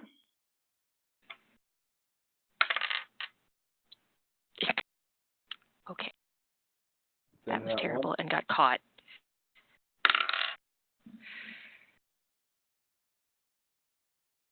Uneven surface there. Arcana would be 15. It's a bit difficult for Lithera specifically to point out, but from what you can gather from looking at it, it looks as if it's a small reflective surface inside. Like, it's similar to how mirrors used to be backed with silver. It has that sort of luminescence behind it. Okay. She'll take a look at the moonstone then. It looks well taken care of and polished specifically, but there is a small crack from the middle, leading upwards. Could you repeat that? You were cutting out on my end. Son of a bitch. Sorry. No, it's fine. It's well taken care of, and there seems to be a slight enchanted sheen to it, but you can't really ascertain what that enchantment is. But there's a small... A I hope you small understand crack. it cut out at the exact same places? Places. Same places again. Where did it cut me out? Places. Let's see. It has a sheen of blank. Well taken care of blank. It just doesn't want me to talk about the moonstone. Nope. Basically, as soon as you start describing it, it immediately starts cutting out. Okay. I So don't the know. moonstone has a slight crack from the middle up. And it has a magical aura to it, but the type of magic you can't really ascertain. That's not what you trained yourself in. Okay. I just had to reword my sentence. Apparently. There you go. I just can't immediately like- start talking about how nice it looks. It just didn't like those words. Not those ones. How dare you use those words? It's self-censorship. It's like photo. I hate you. You're welcome. Kyoko looks at you, Lithera, for a moment in curiosity. Why are you asking about the moon god, by the way?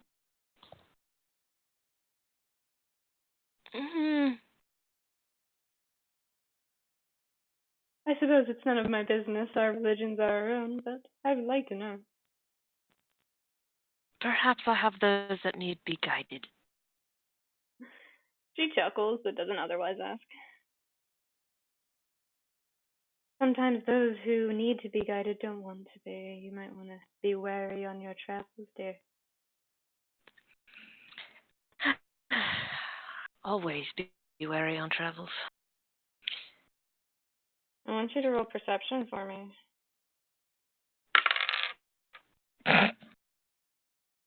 Okay. That's a 10. Let you know that. About how low I fucking rolled. You don't notice the reason to be wary during travel. That's a net one. How? You very much notice the reason to be wary. God damn. No, Lithera, you catch out of the corner of your eye one of the cases near the back in what looks like magical darkness shudder and then crack down the middle. Oh. Lithera turns to face it real quick. The glass is still completely cracked, but the magical darkness is obscuring most of what's inside. It has a luminescent quality to it with a reflection type rainbow tilt. It's hard to tell what else it could be. What is that? Lithera almost points at it, but stops herself at the last second. Kyoko looks up at you and then towards where you're facing and sighs as if this is a recurring problem. I wouldn't worry about that too much. Some items like attention. Perhaps you should investigate that attention. What is it? Unless you're concerned with buying it, I don't feel any necessity to explain it. I'm concerned with many things. Just Are you a tell me, customer or are you please. just a worried citizen? Both? She just chuckles and doesn't answer. Roll persuasion on your next attempt to do anything.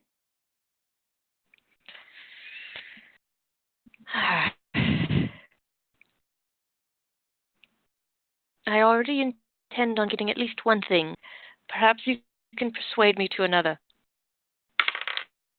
That's a nat 20. She looks at you with a very contemplative look as if she's debating whether or not you're actually serious about buying something from here. And then she stands, closing the drawer that she retrieved the several items from, and putting the collection into one hand and putting her other hand over it to perhaps protect it from something. And then, very well. What specifically would you think would help you? I don't suggest going towards that one over there, and she gestures towards the cracked case.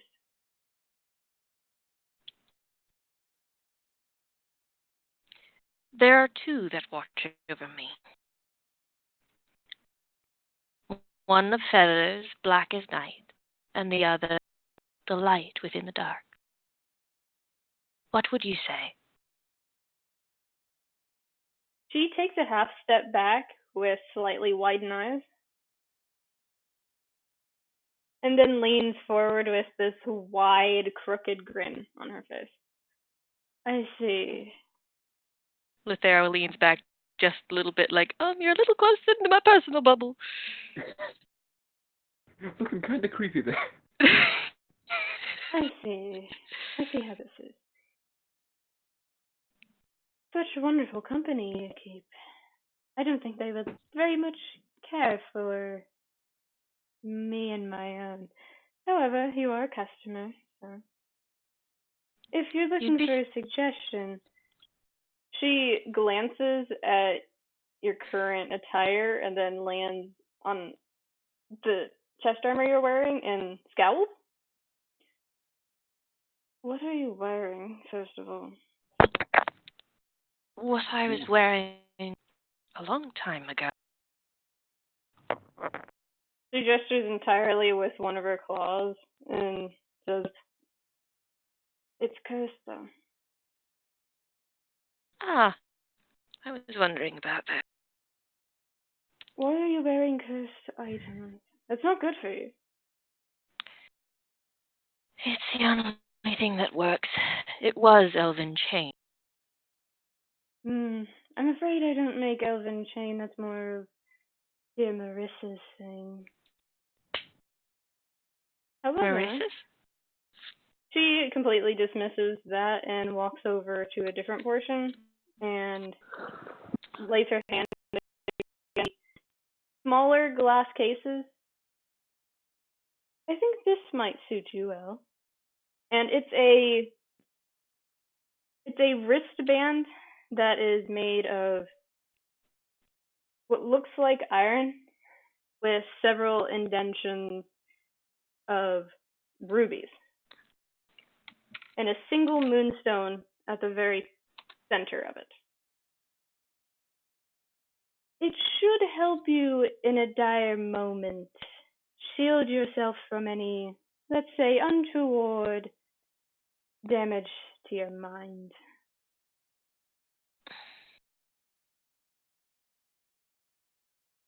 Very well. In actual fighting terms, it gives you a resistance to psychic-based controlling abilities.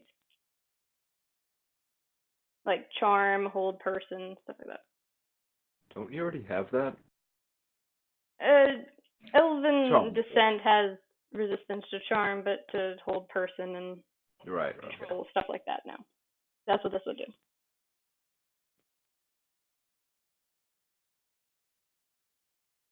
So what do you say? All right. You've sold me on at least one. This will cost you about, let's see, simply because you're working underneath the queen. And she chuckles a little bit as if that's a joke to her. And I would say this will run you about 1,200 gold. 1,200 gold. Little steep, don't you think? Of course not. It's of elegant design. Are you going to try and haggle? A little bit. Roll persuasion. Would you perhaps bring it down a little? I am buying other things. That's a 4. Woof. Dude, Lithera's charisma is terrible. It used to be worse. That's a natural 18. I don't think so. I'm rather proud of my enchanting work.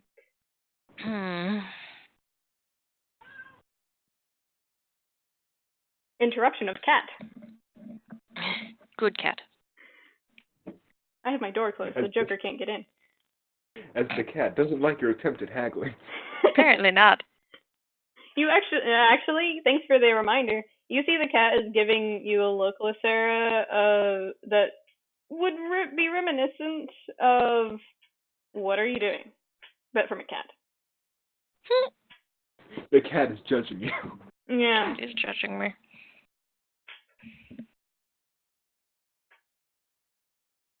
However, if you're not interested in that, I have some smaller items that may prove beneficial in the future. And she walks Do over tell. to a long case full of set-up pillows and like velvet pillows, the type they use at jewelers. And there are several rings and pendants lined up on these pillows of various makes and colors, and some of them have gold around them and some of them have silver. What exactly would you be looking for in terms of aiding current situations or whatever? You don't seem to be a very good talker, so I could assume you might want something that helps with that. Lithera narrows her eyes a little bit, like, thanks for the jab. She just smiles a little wider, like she's actually trying to make a joke and lighten the mood.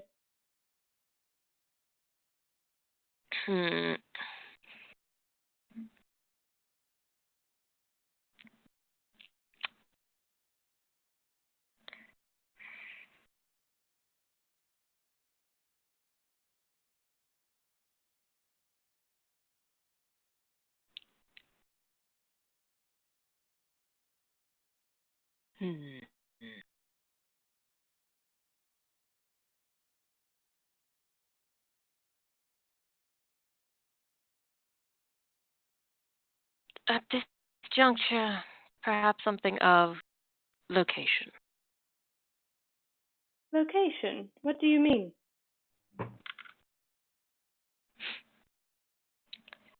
There are those in my party that might wander off.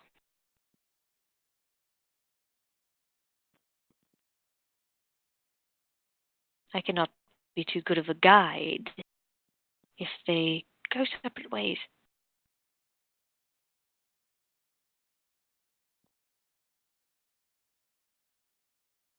So are you trying to track them?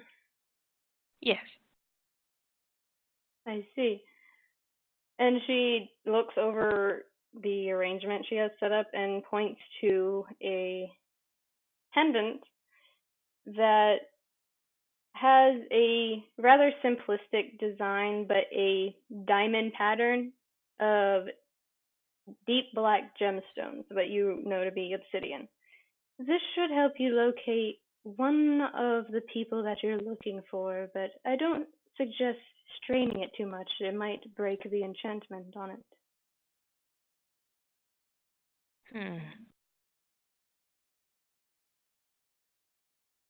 And how much would we be asking for this? For this, 300 gold.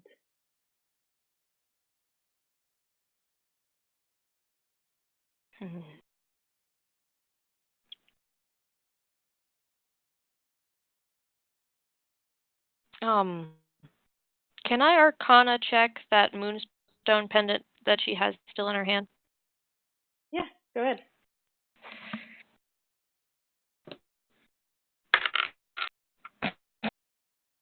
Yeah, sure, that's an 8. Nothing is magical. Apparently. It certainly has a magical aura about it.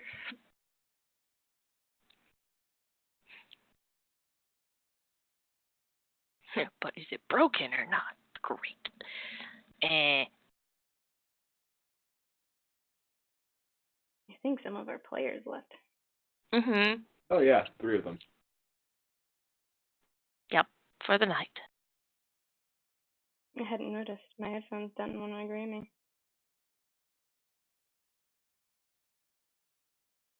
After this, we'll probably call it, but we'll continue. Okay. The 300 gold pieces. Is there anything else that you'd like?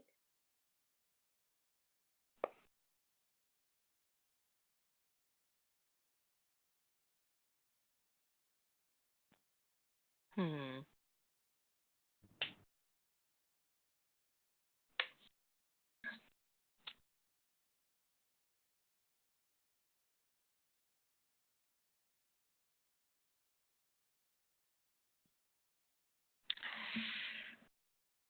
And how much for that moonstone pendant? Since you show such an interest in the moon guide, 50 gold pieces. What say you I take all 3? You cut out. What was that? What say you I take all 3? Take all 3? Yes. I don't understand the statement. I'll buy all 3.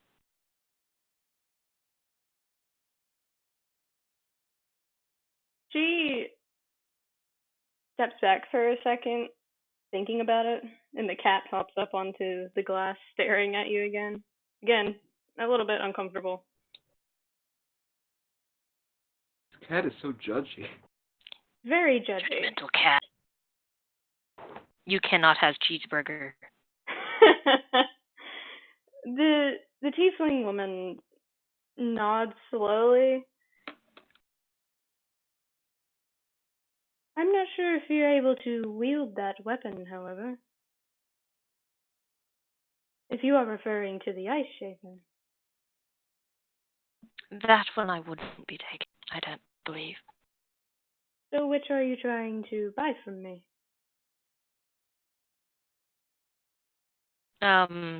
Lithera gestures one to the moonstone pendant, the diamond pendant with the obsidian in it, and then the one in the case, resistance to psychic attacks.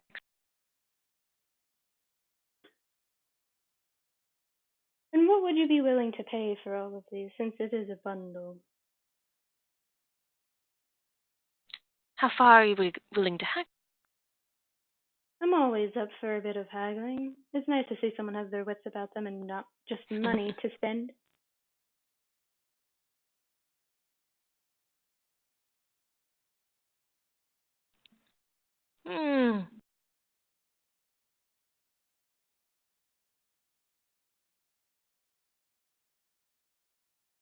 I'm buying quite a bit. Care to make a deal a little bit?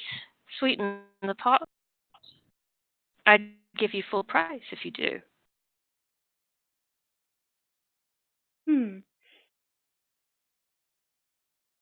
She stands there for a moment, unsure of whether or not to actually go about this, but after a moment she seems amused by the idea.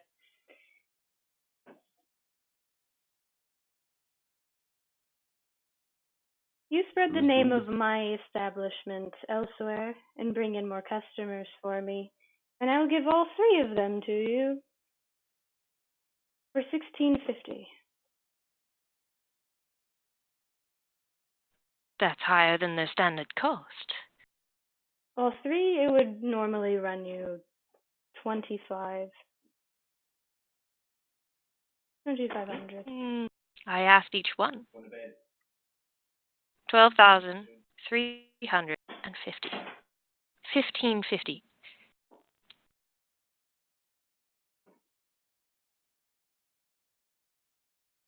I do pay attention. She laughs.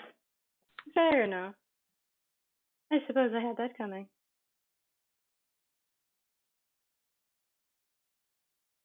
Well, how about 1250 for all 3 and you spread my name? Well.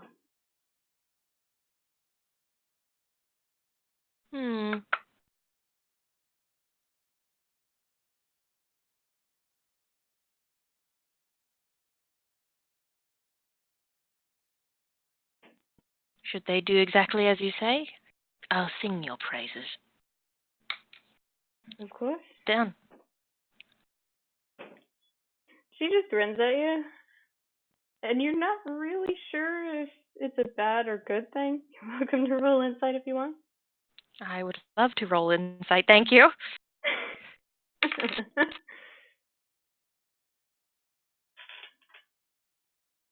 Insight says 20.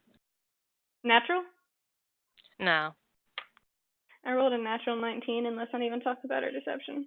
Oof. You get the feeling that though she's a bit off kilter, as Marissa had warned you, she seems mostly honest in what she's selling you. Like, they do as intended.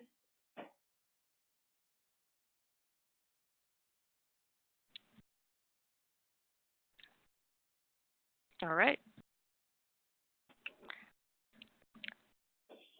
When is a magic shot not eccentric? This is a point. Lithera takes out an odd bag and starts to rummage through it a bit.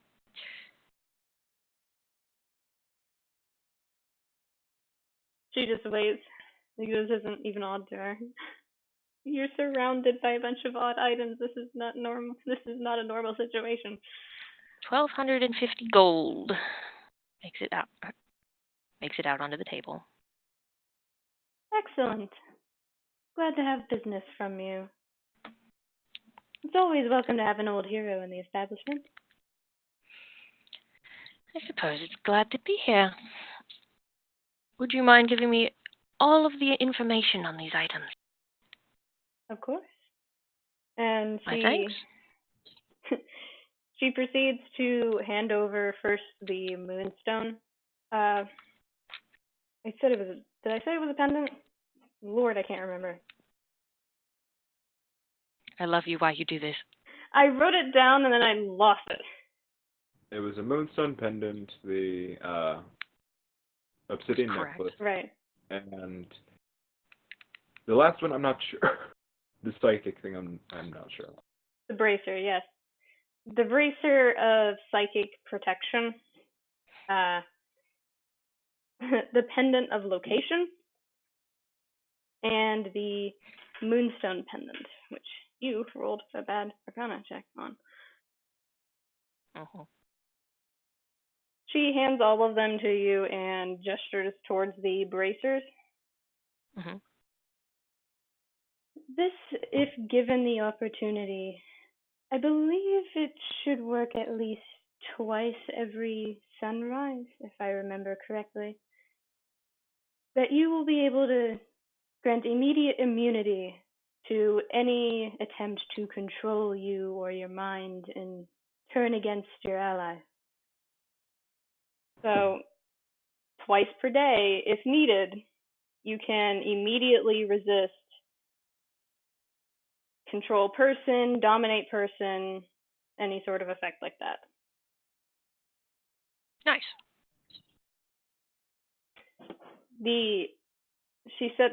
She taps the diamond pendant and says, I would recommend using this sparingly. The enchantment on is a bit unstable as far as I'm concerned. I didn't do this one myself. I received it from a friend of mine. But as I was told, as I informed you earlier, it should allow you to seek one person of your choice for a brief moment in time to where their surroundings are and know where they are in that current moment. So, rolling above a certain threshold on a d20, 11 or higher, will allow you to briefly see into where a specific person is. You have to focus on that person's features and then on their surroundings where they are. But if you roll below an 11, then it's a very high possibility that it will either cause you to become dizzy for a while and give you disadvantage on anything sight related in Constitution saving throws, as well as render the enchantment useless for an entire day. It is considered So can I unstable. locate them or give you nausea? Okay. Mostly because you're not an arcane individual by nature. Mm-hmm. So things of arcane nature that you have to actively use aren't your forte. Right. So it's a bit tougher. If it was for Natali per se, the threshold would be a little bit easier to control, but it's considered Right. unstable. The Moonstone Pendant, she goes silent for a moment and then looks at you curiously. I don't know what kind of enchantment this is. It's divine, so I don't go anywhere near it, gesturing to her entire body as a tiefling. But as far as I can tell, this should allow some measure of protection. I don't know much else aside from that. This is another gift that was given to me. I don't like having these things, so thank you for taking these off my hands. Glad to take them. And the moonstone with the crack in it, it actually is labeled as unstable as well. Okay. Once every week, you can use Divine Blessing. Use a Divine Blessing feature from like a Paladin's area for Saloon. You can use Protection from Evil once per week. Nice. But it is considered unstable. What that means, you don't know. Joy. And just because I said I would, roll a d20 for me. That's a nat 20. Ooh. You remember what I said about nat 20s in your gear? Hi. You suddenly feel this sensation of chill run across your chest plate and it glows blue. And you want to take it off for a second and then realize that, right, she said it was cursed. Yep. And you temporarily have ice resistance for 3 hours. And it's a bit uncomfortable because you were already chilly before. And Kyoko actually steps back and looks at your chest plate and says, "Could you do something about that? Get anything else to wear?" If you know a good place, I'm very willing to listen. After a moment of pause, she just shrugs. She doesn't know any place. Joy.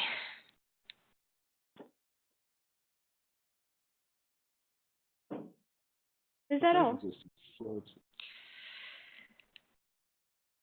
For the moment. Let me know if you get anything in more interesting as well.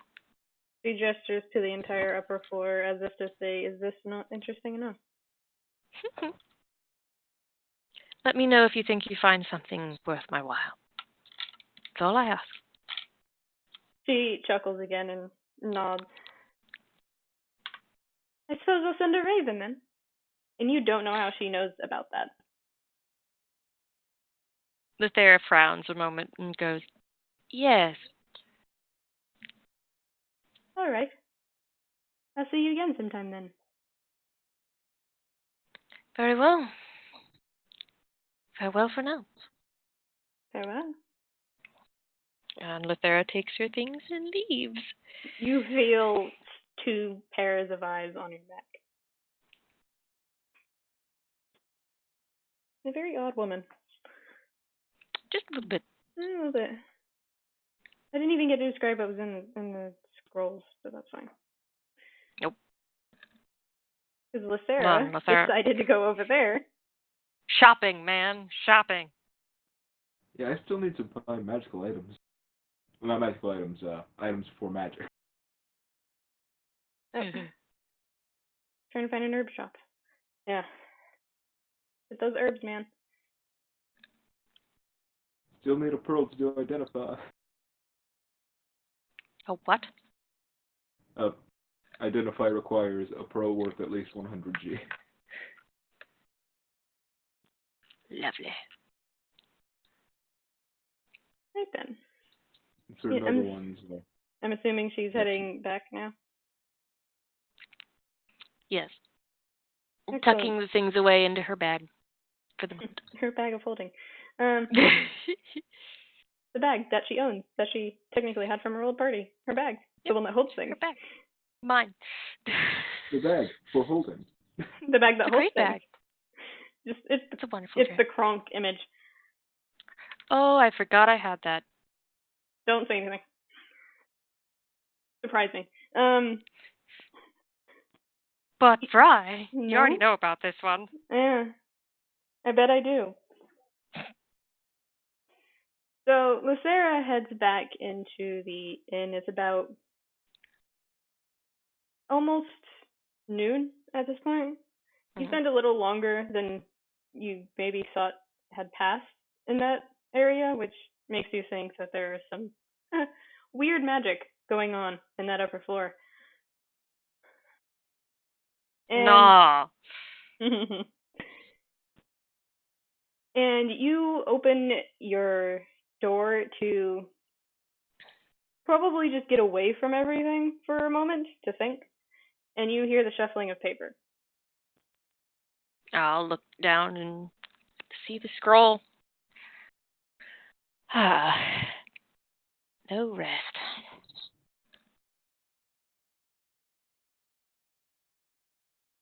I think that's a good place to call it. Yeah. Those are different times. We're all looking at the scroll. Yep. And with that, we end the session.